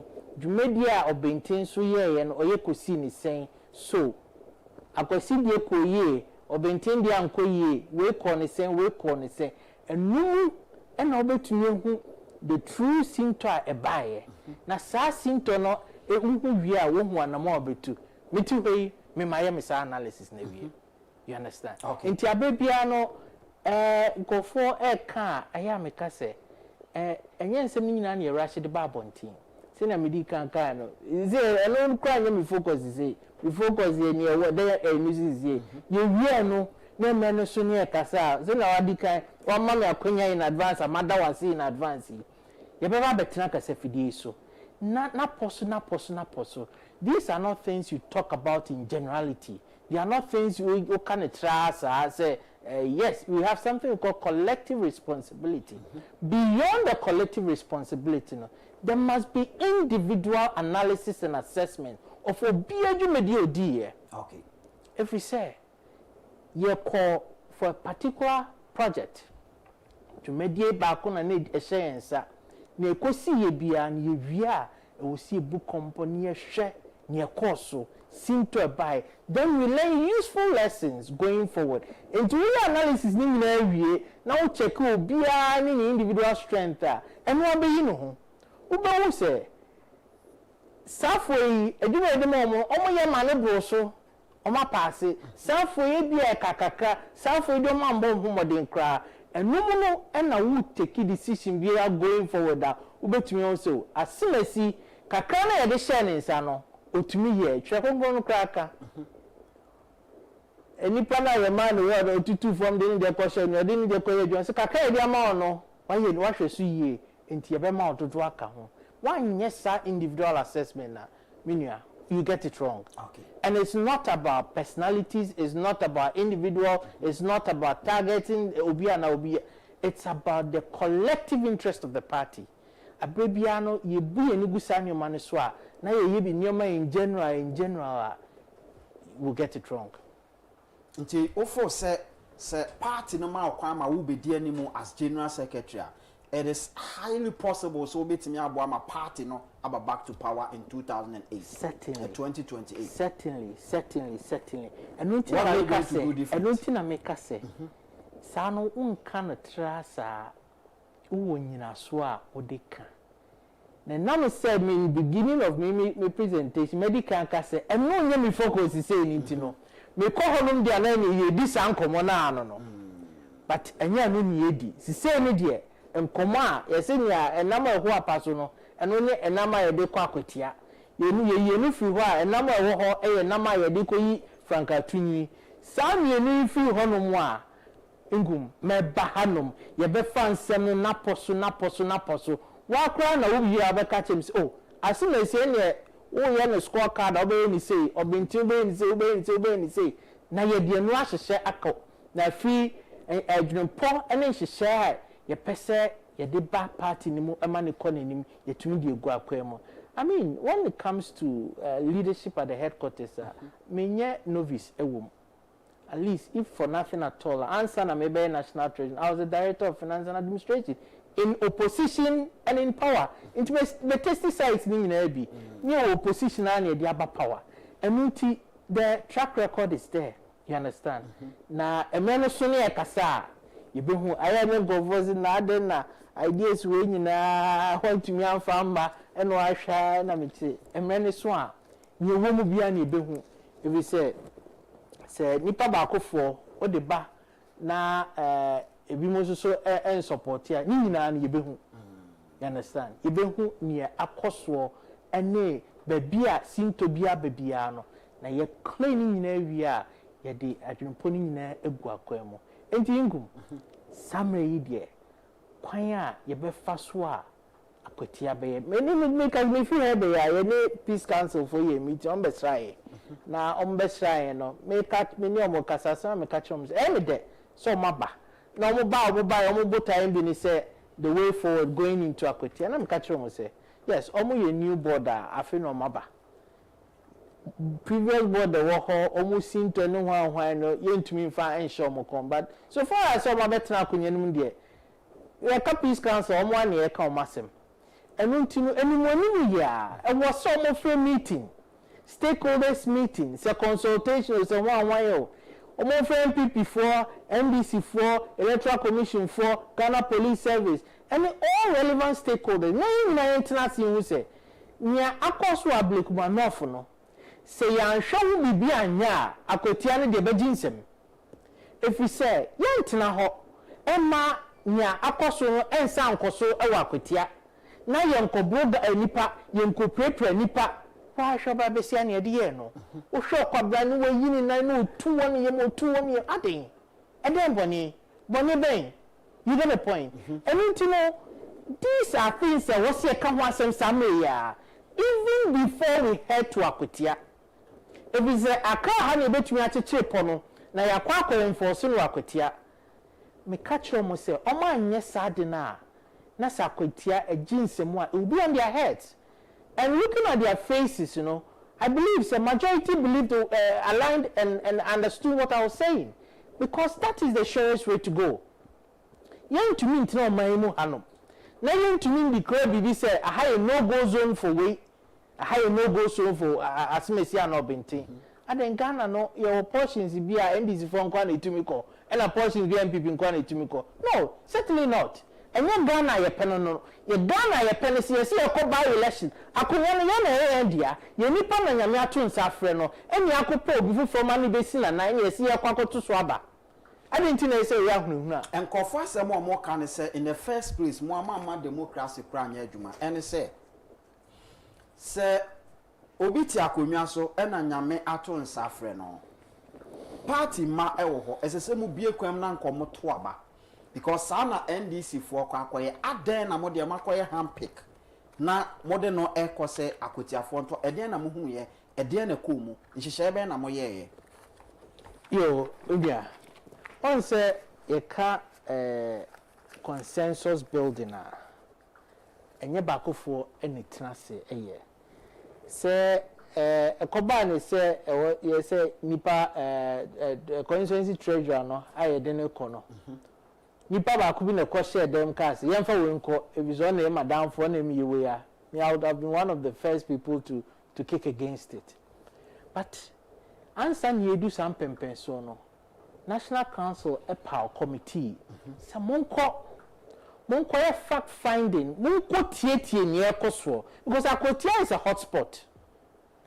Akotia a hotspot for both sides exactly NDC vote who say a hotspot MPP vote who say a hotspot into di abra ebeginsem into send ebeya asumdwe beba monko na monko tie na mpanifo ikoye no enye party fo nkwa na monko tie ye omoni omo a previously omo ko akansi primaries ni bi nyina kasaye okay omo nso so na omo yi omo ti so omo peso omo ko bi nyina kasaye omo ne hemfo kasaye opinion leaders kasaye assembly members ni key people and the ordinary party members ewo esu kasaye na adibakwa na running in all their discussions per report on the by NSA obi ase na bi ahade moye primaries ejabetom if we say a hotspot na national security architecture can identify Akotia as a hotspot and it in your non for kano na nia known to party known to national security aligned na sabini a hotspot na hofo na nkasa dodo na ase me enye we dia na me e wo se avoid sade no na se avoid so so a e kwaya ye befa so a ye be ya nipa ye be choose no na be acceptable to all no e se fa sa akwan so enu ti omo sa ko biom e ye so omo ko first one na omo buy na omo tena dem didin bi buy omo sa ko biom ye di kan ba mo se aha me enko primaries if said ntokwa beba enti me enko primaries why na osusu se ye mfama na we abone die enti nipa banu ena omudi eba agan ena nipa banu omo fra omo mi eni tena ase se den na wo dubo na se anya bia no wo be crowd se de ma of course obi 1% wo be so ni obi ase ye ena omo san ye another round of analysis say assume senior bentin say and econo it was not just one person and atna say several rounds of engagement and consultation echo. Now that in itself an open process. If at any point in time obia ye action bibiana ya pose committee ni pose etie no e make sure say nipa no adibia eni no woni trim bia na ye fie mu wate no wase and sign a move forward banisa na ema mentimwase bia eni ho enti no ye wia na afi yakoye what the constitution says. Senka enya democratic process and kewiye na no ye mfanya constitution kan wan say yakọ edinakọ, but we needed to have an acclamation done because at the end of the day to me no party mana omo form a part of the constituency delegates conference omo and this to me ne bema sanipa no. So we needed to ratify it by making sure omo ko shiemu omato afwa so say asumesi ne yepe and that has been done. You understand? And the process has been transparent, the process has been consultative enough, the process and leave very very little room for mentimi wase to betima sinipen a kire Ghana fo nyina say akotia party fo nyina no obi ate ne ho ase a all support candidate am select no. Per the information I have, the report I have, the briefing I have received, majority, you can't have 100%. Majority are in support of Nipana. Yaboko se, yantina ho, emma obi emfa kuntu ene kwati kwanso embe chinchimi ensa anje adea akotia for diama ese yenhwe so ma wo efie nan. Okase yantina ho emma obi mfe hwehwe ne atutura se emma embeji adea akotia for se yenhwe so ma wo. Eminti ena namo ayetu ne bi ne ne akoso yi. Yebo omukoko. Se moma yenye nya ese na efata. Moma yenfa nhihye papa ni ngu akwam. Enti na mi si ni pei ama mpanimfo ate ase se. Nya akoso wo ablekuma north no. Ya nhwe na saafo no ya ntwe omaso a ewe embolding them. Ama ma ba ba ye nya ensem fata ewa akwatia. Eminti no ene yesi ni pei a kire omo se omo ye Ghana for IGP ene ni mpanimfo. Sabi enya NDC for ne ti omoka. NDC ena memo ni sheninsa. But NDC is bound by the laws of this country to ensure that the police has a free hand to do its work. And no who koko eni ebo na yebo koko nie to one na mo make sure say owo yehunu ene ni mpanimfo omo to anamo esefata. Please cancel for your catch omo ne and then you see ni pay catch omo say. And yes, someone to demo, no more issue statement, and then someone to demo, no more kasala behind microphone. This is the time to act. And SAR action should start with a dialogue. Senator, all stakeholders should be committed. I mean, in the year come by election, now we see exposing people to harm. Why must it be so? So 19 in polling stations, 19, Yantunia, and a big way. But you see, the irony is that the Ghana Police Service has the capacity to do it. Anything you say, I consider be a sound dialogue never so you do. So police will catch and say, a Benivo, you know, Cadena, then they say a military folk run or see a system, and more motion so I saw Mokoye. Because we don't want to leave anything for chance. We need to ensure, say, yako akotia yakoto abana sundwem asanyaba akotia fodo na ase MPPA woni e pese mu gina ya na mu mfie nan ni nso ye akotia fo nsese o madwene ye wo didi se muhu afi ho violence fi ho no ma akotia fo besa kasa nya sensa nya omoka ye December 7th about onum so minia eno ena ma mi gina so e ka say for now ni dear. So we are party media. The focus should be on Akotia. Kwanya also be first Akotia no be successful. That is why I don't even want to digress and go into any other thing. Obi beka say adentina say ye general elections sir. Eya na ye makwan say I mean constituency nankasa and take care of omo whatever. Omo ahwe omo de eye bibia party man support bi obetimi de ama no from a year afar na waye na ade eti ko be ka say by elections no as a more two political parties no NDC and NPP mama now too dangerous because opia or matter within these two political parties is going to be there which no na mass attention no ever adan na monte ase mu mienu na munjai ma two constituency party officers or na omo anya omo adwuma enhwe so na yenye ne boko ujai ni say nye because by elections are national affairs. By elections in Ghana are national affairs. Na no you call assent. IGP confer the whole security setup at the bar. And the Bahonom. And your national affair and go police vote goes akubuo. Akotia even a Blekumanov for a corner ya. She police if a call honum. That should tell you say every by election in Ghana per convention a national affair. Now then a national affair. Na NDC for the national setup or police for the national setup or EC for the national setup or na end the TSA ma constituency kwa ye. Tapi it doesn't mean see a new mumujidi. You want mumujidi mapa. But our presence there, the more motivation, no? Our presence there will make sure say so we are saving Ketiane ne fifi kote ni omo maka kone na work na police for. You also be catch on say munya moduma. Our presence there will make sure say our people are motivated. Our presence there will make sure say all our national figures akotia phone no radio so any TV so no interactive.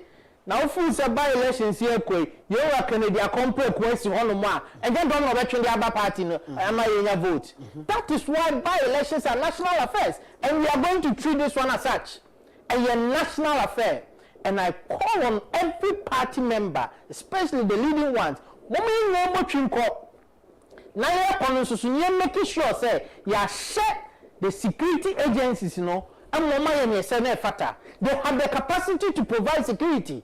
Boys here to trust them or and no one can much to me.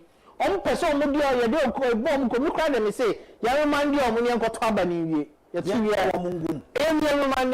let's say I could dare to trust wa say me video na makoma miss na a man tie sebio a man yo mufia na omuni nua manom omo mama omuni mame for adey yes say what the kokromotire ekwa yi ase a ye de sotro ne ja kwan mo ankasa nso mo kọ election na pepper spray she mo botomu a onia ya na mo ko hehe pepper spray crown podie ya advice so say unam ufie kwan say bedu ho a esumu a fa bi show botom if say enye elections go na ohia pepper spray wo confirm ufiche na esumu no bi show ni ke ni pa no show titiu o yo ba wo nya de a untumi defend wo a pepper spray no self defense, one of the primary lines of self defense. Say I didn't see any panel or place you are when you are going. I don't just say attacking the panel.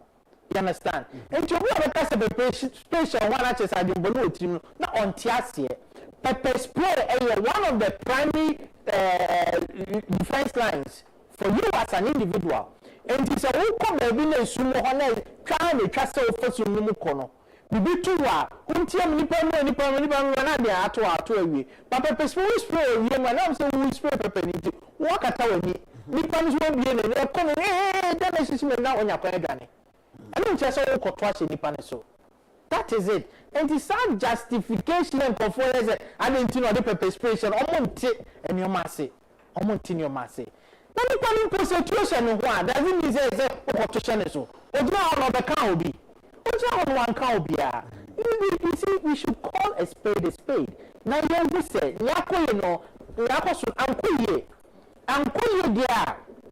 Then you find the Paswa, you better avoid that.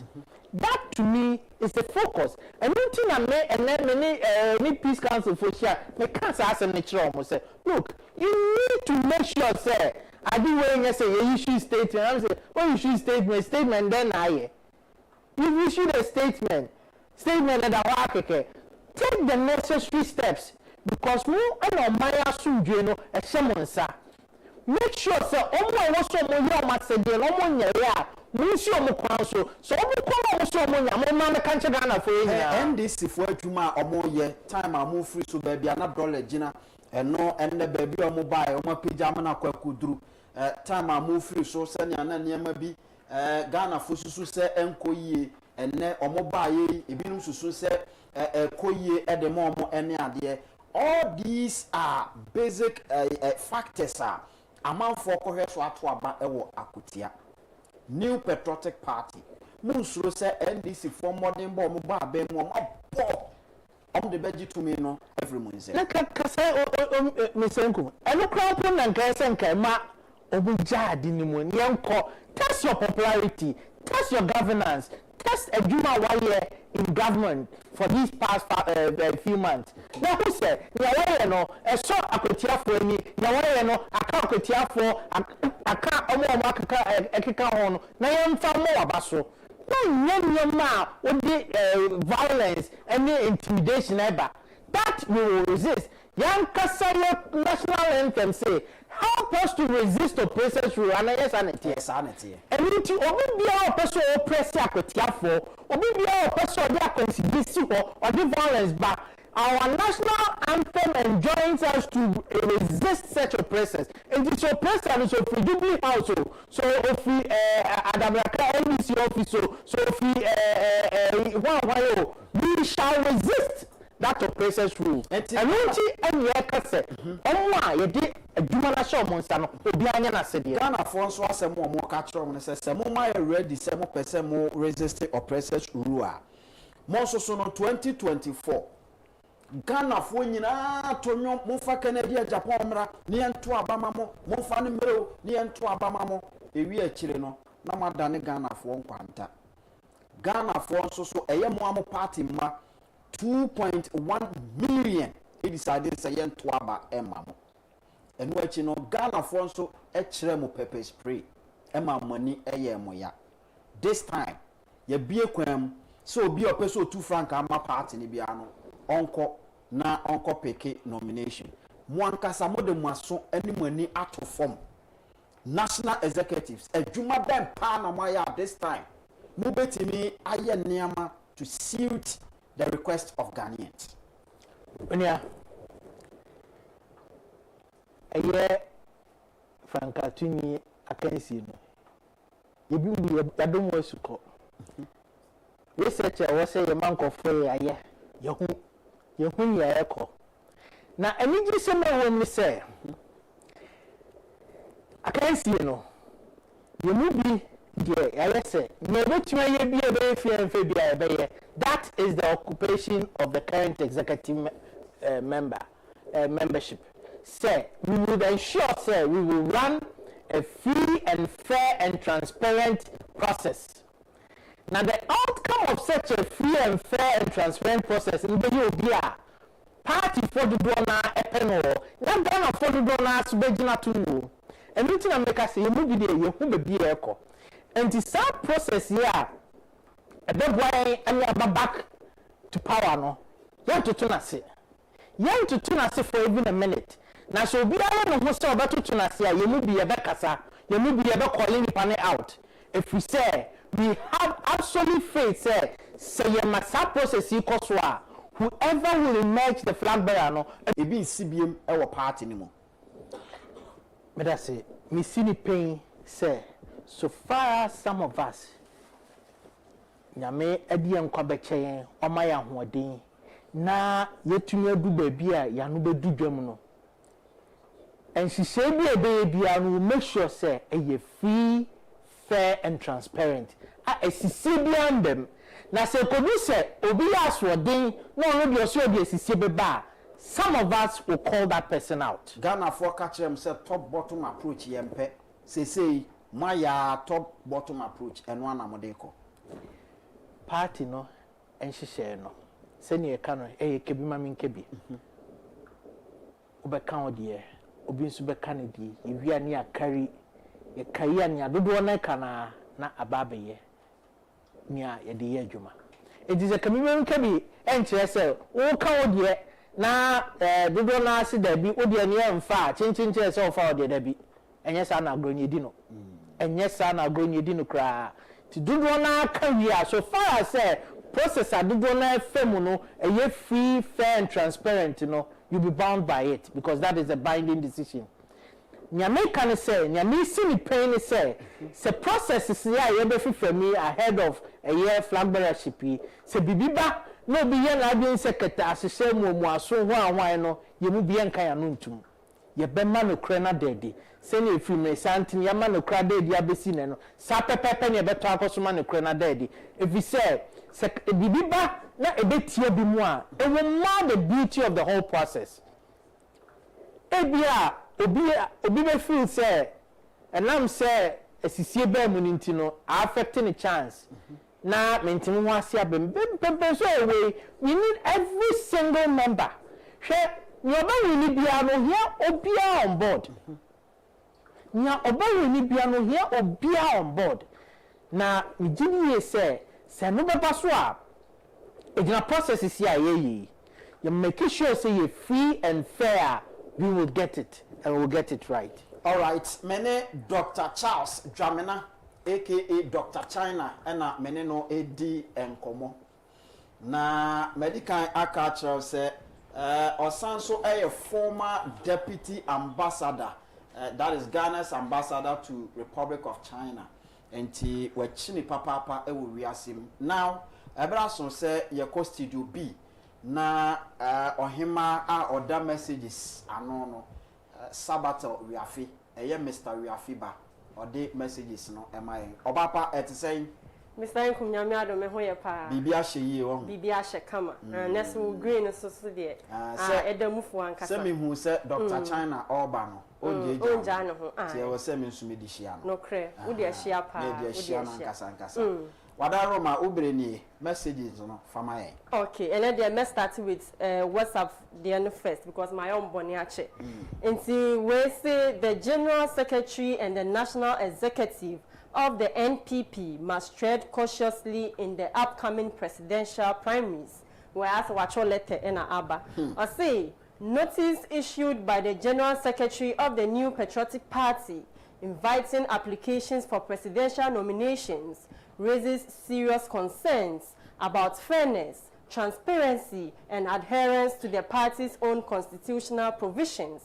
How can the party leadership, in one breath, open nominations for aspirants and in the next breath restrict them from campaigning until after the Akufo-Addo by-election?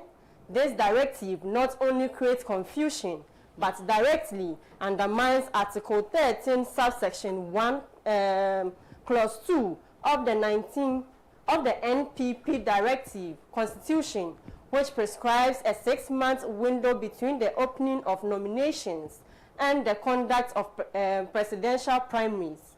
Any attempt to reduce this constitutionally mandated campaign period is not just undemocratic and unfair, it is a blatant abuse of process and authority.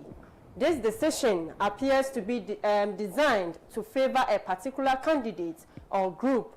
It is no secret that the actions of the current national leadership, led by the General Secretary, have increasingly given room for speculation about open biases in favor of a preferred aspirant. A neutral leadership would not deliberately suppress legitimate campaign activity in the name of party cohesion, while covertly enabling others to make headway.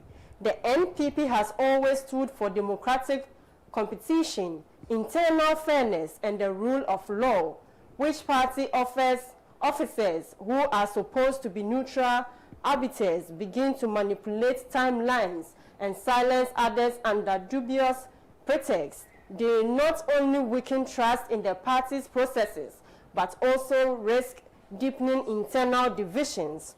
After all, how do you preach unity after primaries when you have systematically handicapped and frustrated other candidates before the race even begins? The national officers must tread cautiously.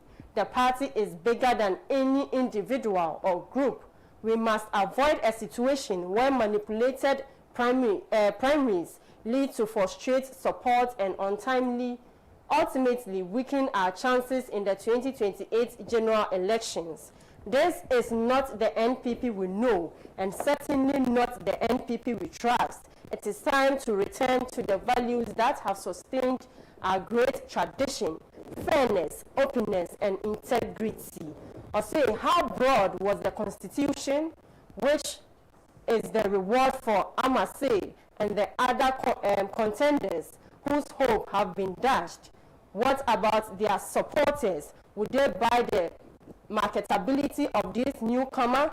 Is he more popular than Amase and the rest? Lots of questions beginning begging for answers. I'll be shocked if the NPP retains the seat. Kindly ask Dr. China for me. Wait, Nipa this our message we back next time the baby mommy and it.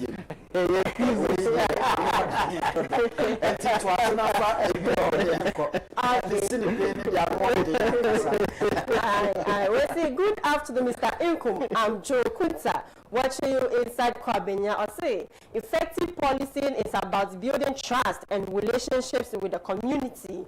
Honorable Ken is the unsung hero of Mother Ghana. He's demonstrating remarkable leadership and bravery in the face of adversity. One funny day, Amber.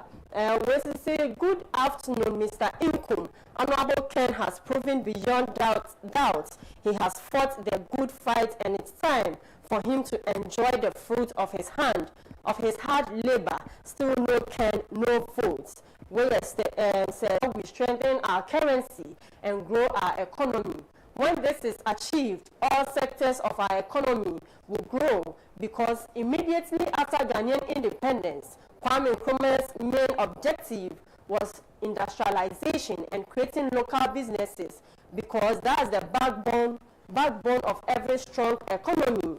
Our professors, scholars, the business communities, and Ghanaians already have the answers. What Ghana needs is a fearless, disciplined leader who will break this cycle of failure and finally move our nation forward. That leader is Honorable Kennedy Agyapong.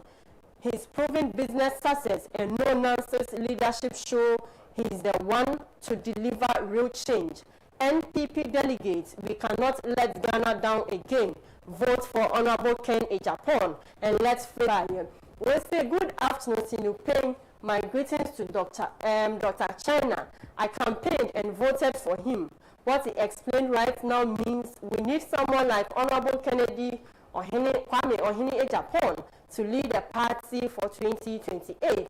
Dr. China should join me to campaign for Honorable Kwame Agyapong to win hands down. Thanks.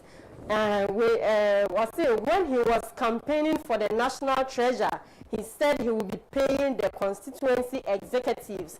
Ever since we voted for him, we couldn't receive any pay. With the Enyamina Mekai. Enyamina Mekai. Obi message.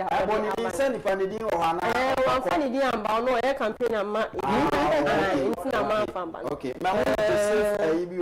Dabi ono aye campaign amo. E dey amobi o. Entina ma moso. We say good afternoon, Mr. Inkum and your crew. You are really doing well for Mother Ghana and the new patriotic party. What I'm telling delegates, especially the grassroots, is that if we really want the party in 2028, so that we can also get our share, then let us vote for Honorable Ken. We are Felix Bell in Ahenkwa and the message we buy. Mami Faway our WhatsApp. I say Dr. China will win hands down for incoming General Secretary for NPP. Where dollar bill promotions and the message we buy. See baby amedru Mami Fa YouTube dia no so kakra bi enka ho na Mami Fa we see. Paul Kumsense watching you live from California, Sinupeng. Black so say if you are Eunice, say hello, Mr. Inkum. Good afternoon. I like the way you talk. Well talk. You are great. Bravo. Watching you live from Soweto, Accra. I am fully connected. Bam. Friends of Kencity Media say, Mr. Inkum, we are seriously doing our campaign for our next president, Honorable Kennedy Agyapong. Agyapong Kwame say, good afternoon, Mr. Inkum. I'm watching you live from the Agyapong. Honorable Kennedy Kwame Agyapong is our next president. We can't afford to lose this golden opportunity. Hashtag Let's Ken be Ken, and also so is Ewa Hassan. National campaign, I said that. John Abubakar say, Let's Ken be Ken. Philomena Mensah say, good afternoon, guys. I'm fully connected. Yamami Winnie Champion say, good afternoon, my children and granddaughter. Hope all is well by God's grace. Mr. Inkum, you are challenging Albert. Keep up the good work. Sinupempe with boldness, with no fears. Have a blessed day. Champion Kwame say, Honorable Kennedy Agyapong is coming to shape Ghanaians. Guys, please let's get connected now. Bam. Now upon TV say PhD movement Ken 2028 for president. Emmanuel Intise fully connected. Ken, let's Ken be Ken. Okay, I know as so Ewa has saying. Mali this say Ken can do NPP. Michael Asare say, Honorable Ken is who we want, so vote for him to win power for NPP. Michael Asare say the NPP should know that we are waiting for them to vote for Honorable Ken for us to vote for him to win power. We are waiting. Patrick Bote, Patrick say, I'm fully connected. Masenu Pain. Francis Adai say, let's Ken be Ken. Bob say, the kinetic energy is infectious. Clarissa Williams say, Ken we trust. Senupe. Seth Opoku say, on the afternoon, say good morning. Black Soul say, Ken for president. Hashtag 2029. Bonnie Godfrey say, I am connected. Mr. Inkom, all right, Enti, me now I say for your message, but ansana me announce me phone lines no. Me wo question back one me person me to my Dr. China. If you say Oteha edema all the national executives for the new patriotic party. Okay. But me musano say o de me announce phone lines no na me musano na membra. 0240550899. Now, Doc, a man for ne can say me musa say new patriotic party. Mo sure say flag bearer race mo be fair there. A son say chairman for the elections committee Honorable Joe Wise will declare support at the amount one candidate that Ghana ha will be anim. No ma san so akoye ne chair for the elections committee no. Enya da akoda da be na mode ye mo pekwan bi so afa na ono akɔhye ho awiem anase ede na ebesi. Ezenkum. Nyamia nim no kranie. Minim owura Joe Wise. Nanu ya ne ene no ne your committee so planning committee for the conference. Yeah. And indeed, the Juma or the way of discharging no next show any papa. This is something I witnessed at first hand. Or a free and fair person. On your pushover. Okay. On your beer, over to me, action akoshe baby. Say ye katasumu mwaso. Ena, menti say we declare amobi. But in all honesty, say if indeed we declare support ama one of the aspirants, then me anu of an message no on one chin win sinchen. Indeed, so we declare support ama one of the aspirants, send a beya the reputation a wabo ho buying these days in parliament. We free parliament to crown or the way of conducting a hono. Send a beya sa reputation a beya intact. No being cotton malem for no hono. And ka on decline ma on yet. Say if indeed me maintain but to make case so we declare support ma one of the aspirants then it's only fair and proper say wafa obetwe no ho asinche na waken mesuzumi fi amedomo suko na mahwe se wo tape ni bia na odi ni bia o de fama me ya de bi be ma me wafa bekọ akoka na ya sere ni se wafa senya be ya Integrity you say top notch no em fan for a few months no twon ho no be from me na obi ambeka say and am say we declare into why way but he, aside that no I can vouch for his the way I conducting home as chair of the Concord National Delegate Conference or amanfo asem o mo kan say as chairman otna ho ema aspirant no baako esi Titan track so eko a catwalk ene na mu ne yere kwaji enchia whilst others are also a sponsor program no ya mo kwan and so this tell you say onye fair no there was no way in our meeting and a woman say it was say obi call round sir and you can't fault him say idea yetina say e discuss say bibi say beko so ena why penny why ahwehan who say oh bakofo out of nipa for ye key financiers for the event you know ye yi bakofo na omo maka ne ye na obetumi aka ne sa say bia why bias and our favor obi but as far as your planning your concern no yantena meeting mu ankase ye bemu obi aye bibisa idea is see on the field in the in the on the spur of the moment you know esisa me gidi kra say national chairman acting waka say bibisa e course so a anye bi mu da ye mfanche na ye nkai hombo until no the walkway eso ese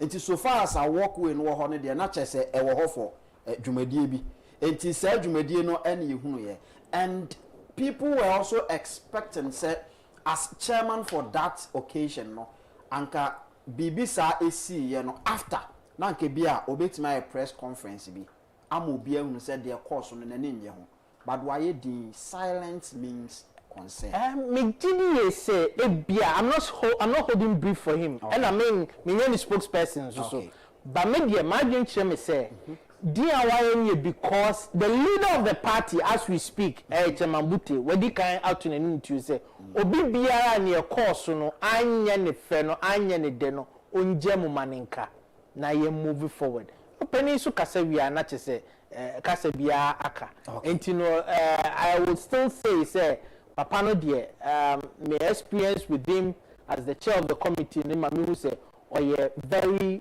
firm person oyo bia untumi emwano se onko baby ana onye bias no mom se watu nanu tua because watu nanu tua nti obey bias in the interest of the sanctity of elections ayekoi ontwe hu nsinche if indeed watu nanu tua na something wonderful this fragwara we ayekoi because Ghana for do na omonye MPP for meni omudi nkoma the kind of person that they are hoping say they want a practical person. Majority of Ghanaians say obia practical. Obia oye no nonsense. Obia ono no betumi akake wepu. Obia say ono anu nipa e na aka aye boni a obeka no na emne say na ne di edwedi. Obi cross any message by say Ghana for aso ideas in the obebre na mum ya kanipa obe actualize ideas no and that is what I think say Ghanaians are looking at na penifo so omo yenim so mbe yi omuti no dona this quality nti I believe that something wonderful is about to happen on 31st no young no now there's been a shift there will be a seismic shift ebema whoever emerges the winner no ebeyo bia or a practical person obia betumi akrake hwep no obia osofa nka ni mu a onya nkasa ekwa na dom no epu edinechi na yekọ akofesi NDC na yetumi age tumi no diaba we don't need just a flag bearer we need obia about leadership as a flag bearer never translate it into leadership as a president. And when you share, send a bear MPP aban ebesamba. Now me I have every faith in the process. I hear him say, "The me I don't nothing in that associate be man free, fair and transparent." You know, see the policy na brand party for extra madriya whoever emerges the winner no ebe you be on what qualities ya Ghana for do no ehwehwe ye tumi di omai no ahye ne nsa ene MPP nsa. All right, enti eno Dr. China, Dr. Charles Jamina, and I'm in no AD and come brason say etiefo ne ahwefo enso so ebem na enkoma yedi wa hai wo mo de o madwempo ene ne ompeso omoka enso ede abem. Hello, good afternoon. Good afternoon. Sinopay the family the honorable. Opani we did baby free over 30 seconds. The battle your friend you want to Adebayo. The social command Amatuni. Opani Kasa. The pay honorable. The kind of war the war you put on the term. Kind of war you put on the that's actually Papa you need to have the part with your mother. The minute I pay up the buy lesson during time of 2006 I have not paid the target. The minute you need to know the tampon where that time of a thing, that time when you know what to put me, for what I said, what I did, I have to take me to the I'm not going to do now, to bring the apparatus. The only vote or not man. What's that here? If it's a young trouble, I'm not a calling. Number yes, I ain't calling, number 7, what will you put for my way? There's nothing. Ah, now I come down and not. I just have the amount I let us start out now going to them so long as never call it. Some God is I will apartment will a Monday. A apartment my next for the party. So I shall one time. The next account to go away. All right. Na ofofro so emra Mr. Sir oba no aye ntientem na onuanom so etimi ababi. Hello, good afternoon. Good afternoon, Mr. Nkum. Sinopay. I can't say anything, Mr. Nkum. Open you did baby are free. My until what 30 seconds. Well, young couple from answer. But your friend Paul until. If I show, I don't know, a friend said, just in from Pompedia. And then no man will be to the Okotu now, the lecture, they more abdi. Now, so Mr. China, so you can't channel. Say, stop, now, just say, no better. And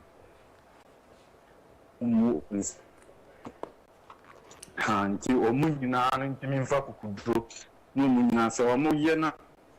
Prepare me du mark in the Agyapong. You go to be no best of candidates for being a moment. May I say, Papa Frempong, Yen Twaso na Yenko Yenim. Hello, good afternoon.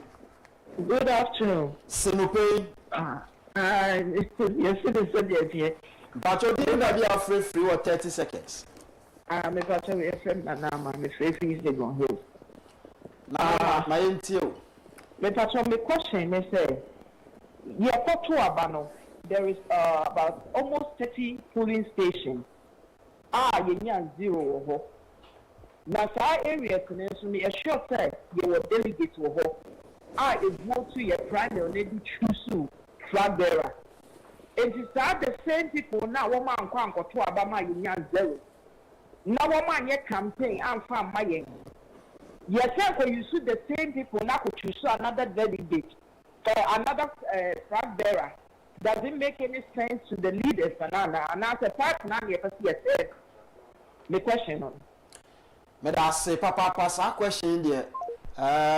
Dr. Charles Jamina, Dr. China, Ewa Hanti, Obeyuano, and San was sorry na Wako. Hello, good afternoon. Hello, good afternoon. Hello, good afternoon. Yes, sir. Sinopay. Can you tell me? Would you be free over 30 seconds? You 30 minutes, you be alive. Alaji Mayentiu. Minister, your NDC supporter. Your NDC police supporter. My family, your connection, and the NDC can see that barrier. No, but you're used to the best. Ma men na wase papa Alaji. Ni audi abaye Asempa na diaba. Hello, good afternoon. Hello, good afternoon. Sinupe. You kind of said yes, yes. But you'll give me a free or 30 seconds. You should speak commercial product. The show me for what my name is Dr. China. The young country said, give us a check in the Indosono. On one echo. A person, honorable candidate, or in Agyapong, support and you get every chuku. There are some people before, but so I'm to Abama Canada. And that, but is the Abubo away, the whole speech will come as who in other yama. Because we were set episode back to a very honorable candidate because Agyapong. I'm going to be partner with our ship. Menso, medase, papa, yen twaso na, yenko yenim. Hello, good afternoon. Yeah, Mr. Uncle. Yes, sir, Sinupe. But good afternoon. Yes, sir, Sinupe. Mr. Uncle, Mr. Way, you are a person here and I mean, your number. You didn't go be a back door, right? But your material program now, what friend number no? Na number why? But you. Auntie, Unia said, okay. Yen Twaso. Hello, good afternoon. Mr. Uncle, Memaha. Major so penny, wouldn't be a free what 30 seconds? I from a coffee and a food here. Mr. Uncle, baby, I'm implementing you and but Dr. China and a Pachawane. Openino, Abba, na maybe a crowd far so I wait in my party. Juice, try something. Now, me feel set a payment to a man to my party. Watch us set a bubble into the beer or pen. The piece of see a one man and sack because we said we see it to the fire what they obey a treasure.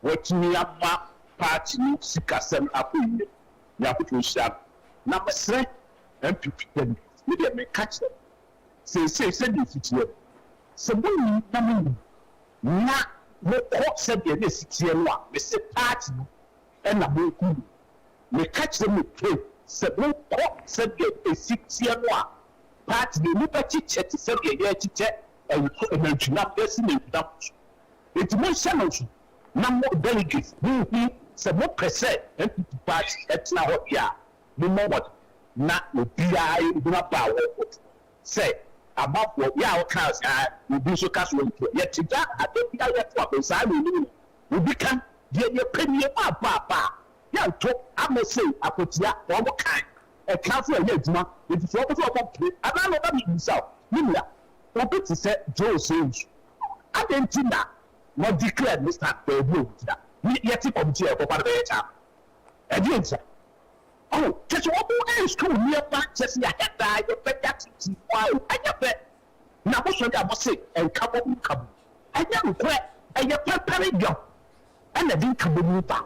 And yet, by force, I said, won't come. Make them upon your opportunity, then preaching, you lose. I didn't make it all come. Now, the castle come, I don't quit. No more telling them and come you to bat. Said the back. Medase papa producers openi mun save the number no emame mun share no so mame madaroma yabegina yedi nkomo. Hello, good afternoon. Hello, good afternoon. Hello, good afternoon. Good afternoon. Sinupe. Good afternoon. Yeah, me pato me din de Razak do na frame na good Allah. Me do have a mo school junction. I dey make an say unia. And them say party dey say party a. I want to omo de na kore eye adwuma. So na me say no. Enti dey make an say mo mpanyifo no. I want to omo tena se na omo eye ano ba ko ba say isi omo nyina di omo anya akotere.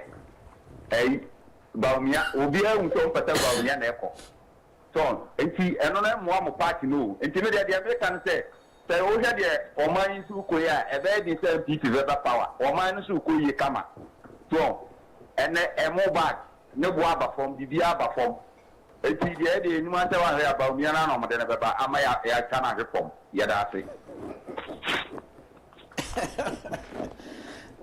Okay, ma menyina we so na afi memfa afre dwumedie ni mfansia na akame 8 minutes ma memfa ma Dr. China na ono nso so any party ma enkasa na yankuen na there were some questions bi ankofo e de bae ba ko se 30 polling stations MPP recorded 0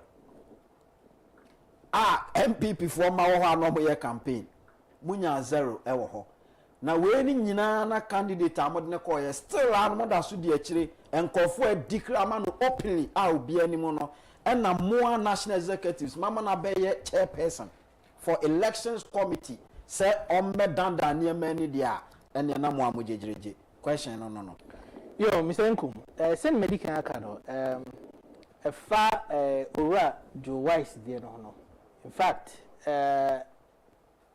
mettrain evidence now the paper no because media maka say if indeed wofa me ame wofa wakasa yinna e ano betumbi ni asere ni say on the ekrase maka me we onja dwumadi ni nto no ntwe no ho but say fan integrity say oye bias or favorite oye obi o favor nkofo ti nkofo de me metumi assign it aka say ontisa if we say menena ye adwuma e wo committee planning committee ni so minim senior si share ni nyoma si fae and how firm he was but of course a perception adwuma na ye adwuma ye perception nti se wakoka bibi sana da bonten we declare support am obi a even though wakoma mu no we be make sure say we be free and fair no sa perception no e be overshadow adwuma a wo ye no e be say the beauty a pese ba no nti nyina e dia no betum ni asre ne say opani fadwumadi ni to if indeed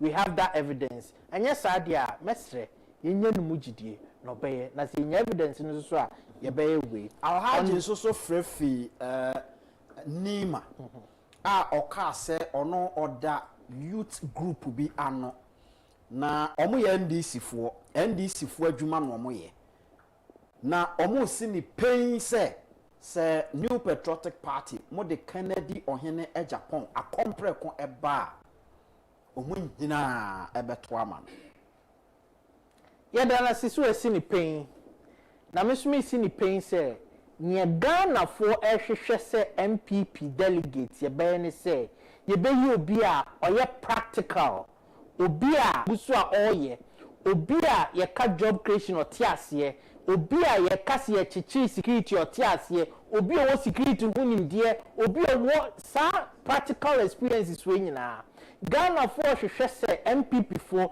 ye be franka tune obey inspire confidence in people Ghana for hwehwe se ye be obi a oye no nonsense person if we say dudro na adwene se panino on to mean crack hwepo na obi abenye ope na confusion aye dem basa senior convoca no enti Ghana for dudu a mimi ni omodi nkomo enkofo ni omodi nkomo amenya report ni feedback no hwehwe se MPP delegate enti mitini ye se delegate no omu nyina no omu asote omu kodwom omu foka omu tika omu tenaka mo omu tin nia drivers eka nia mate fo ka ema nia nempo NDC fo eka enti nyeme ena menu madruama saafo no omu nyina obi etie na nia make ne say as an officer of the party together with my colleagues yen stop obi biara yen enye ade a ebe say obi adwin paul person de ba yen block the free flow of ade ankofo person mo ye so in effect ye be make sure say as if dey so asini pain say yenra to wise aminino me ame wo fa minim senior the suni the bank elections committee aminim so betumi ayema na ban proper so betra nchen na adwumadi na akoso and at the end of the day the beauty is say the will of the people will prevail delegate no mo person obedi anim kan no obeba intimate aspirants presidential aspirants say mo bia mani am nhihye no say you bet team na de no you be ketesese ne poya achinchim dabi obi anko no nye ne campaign ye obi ne party man nkasa ye obi make sure say qualities ya matu din a minim se Ghana for hwehwe say ye next flag bearer be wo no omu make sure say omo enhance such qualities in them sene be ya omu be ya kono amaga delegates no mato ama no na media megidi ye say nipa na obeso frank anim no osumwa that very moment na ye be flag relay na obesomu no that will be the victory of NPP in 2028. Now, my memory wo ho opani bi kan sem say wama etuo tua aye so simple within the new patriotic party. Ntinko susu senka obetena ho na wakoso amasade no akoso akonanim. But say o toaso akonanim as general secretary there ne awohwehwe no ommodin bonti omode bemma in 1 minute kan ya obeka na yen so. Mr. Nkum, bakase eno meba be di ho nkomo da foforo but kakra me kan sisi ene se enyuma bebre na ya nka by now e se ababonte obi ka ze sikala 1CCB officers ni ade kasa no nye se kan nyina ba ama benefits na ko party ma ho eno krampo na ebi kran ka be hye nkofo nkran ama nkofo nye gidie atumi akode extra ma ebi anka 2.1 ni kra ma ankoto aba ebi kra be sese o madwen enyuma bebre ni aye na akonsidie bi susu aba sa akonsidie no se yentumi anko yanim enya akonsidie na mfi ho no ma ebesen repeat biom e wo senka by now no benefits na sha se ba mo bi ehu na me se mrepam no ye beba be sini pen wa fidie yi so ye beba ne abeka ho nsem enunti e na media maye se mrene so a I will contest the position of the general secretary na experience amenya from the time of my leadership as a branch chairman in China 2 terms, as director of finance and administration, as the current national treasurer, any year kika ho nyina na nya medi mani ehu a akoso nyina no ya kika sieni ya tumi ahyehyɛ ma benefit no aba ma party ma ya tumi akyekere party ni ye na whoever becomes the national treasurer no ma bonichi dom ye amane the maximum support. We say if you say mpempi no aya sikasem yen should am prioritizing here, and that is one of the challenges we have in this party. Say you to me prioritize near mo hwe yen sikasem so enya the right support and the needed the room to work obi biara adwen kire beka ho enkoba ne se okoko nsuense na eja nipa ba komienu so okoro regional ba komienu obi biara 17 or all the executive members enyina adwen kire beka ho eno na bema party na ya kono eno na bema party na ho aye de na yetumi abo nipa na yekoyi no as flag bearer ni chidom na yetumi akọ edi nkunimdie no aba. Dr. Mamena wase se obaye eno ye Dr. Charles Jamina aka Dr. China National Treasurer ono na mene no edi enkomo abusia ma menna wase se otimi eka dwumedie no ma bibia akọ awieye. This is where we draw down the curtains and fast da Emma Heart Builders Real Estate. So we sit down papa ame yakọ akoto wo ma ton asase papa ame yakọ akoto wo mo eton abo cement and afei ahwea ene mason for papa kra no wo mde ni nyina ede emayen tabia takum so ama mmema drupa ye no nsoso no bibia eko nanim ye frame Anthony Kofi Inkum Daddy Sinipain Mr. Inkum ene medin ye do asi Nyankopon ya adom a echena ye sanso aba na ya kwa Sinipain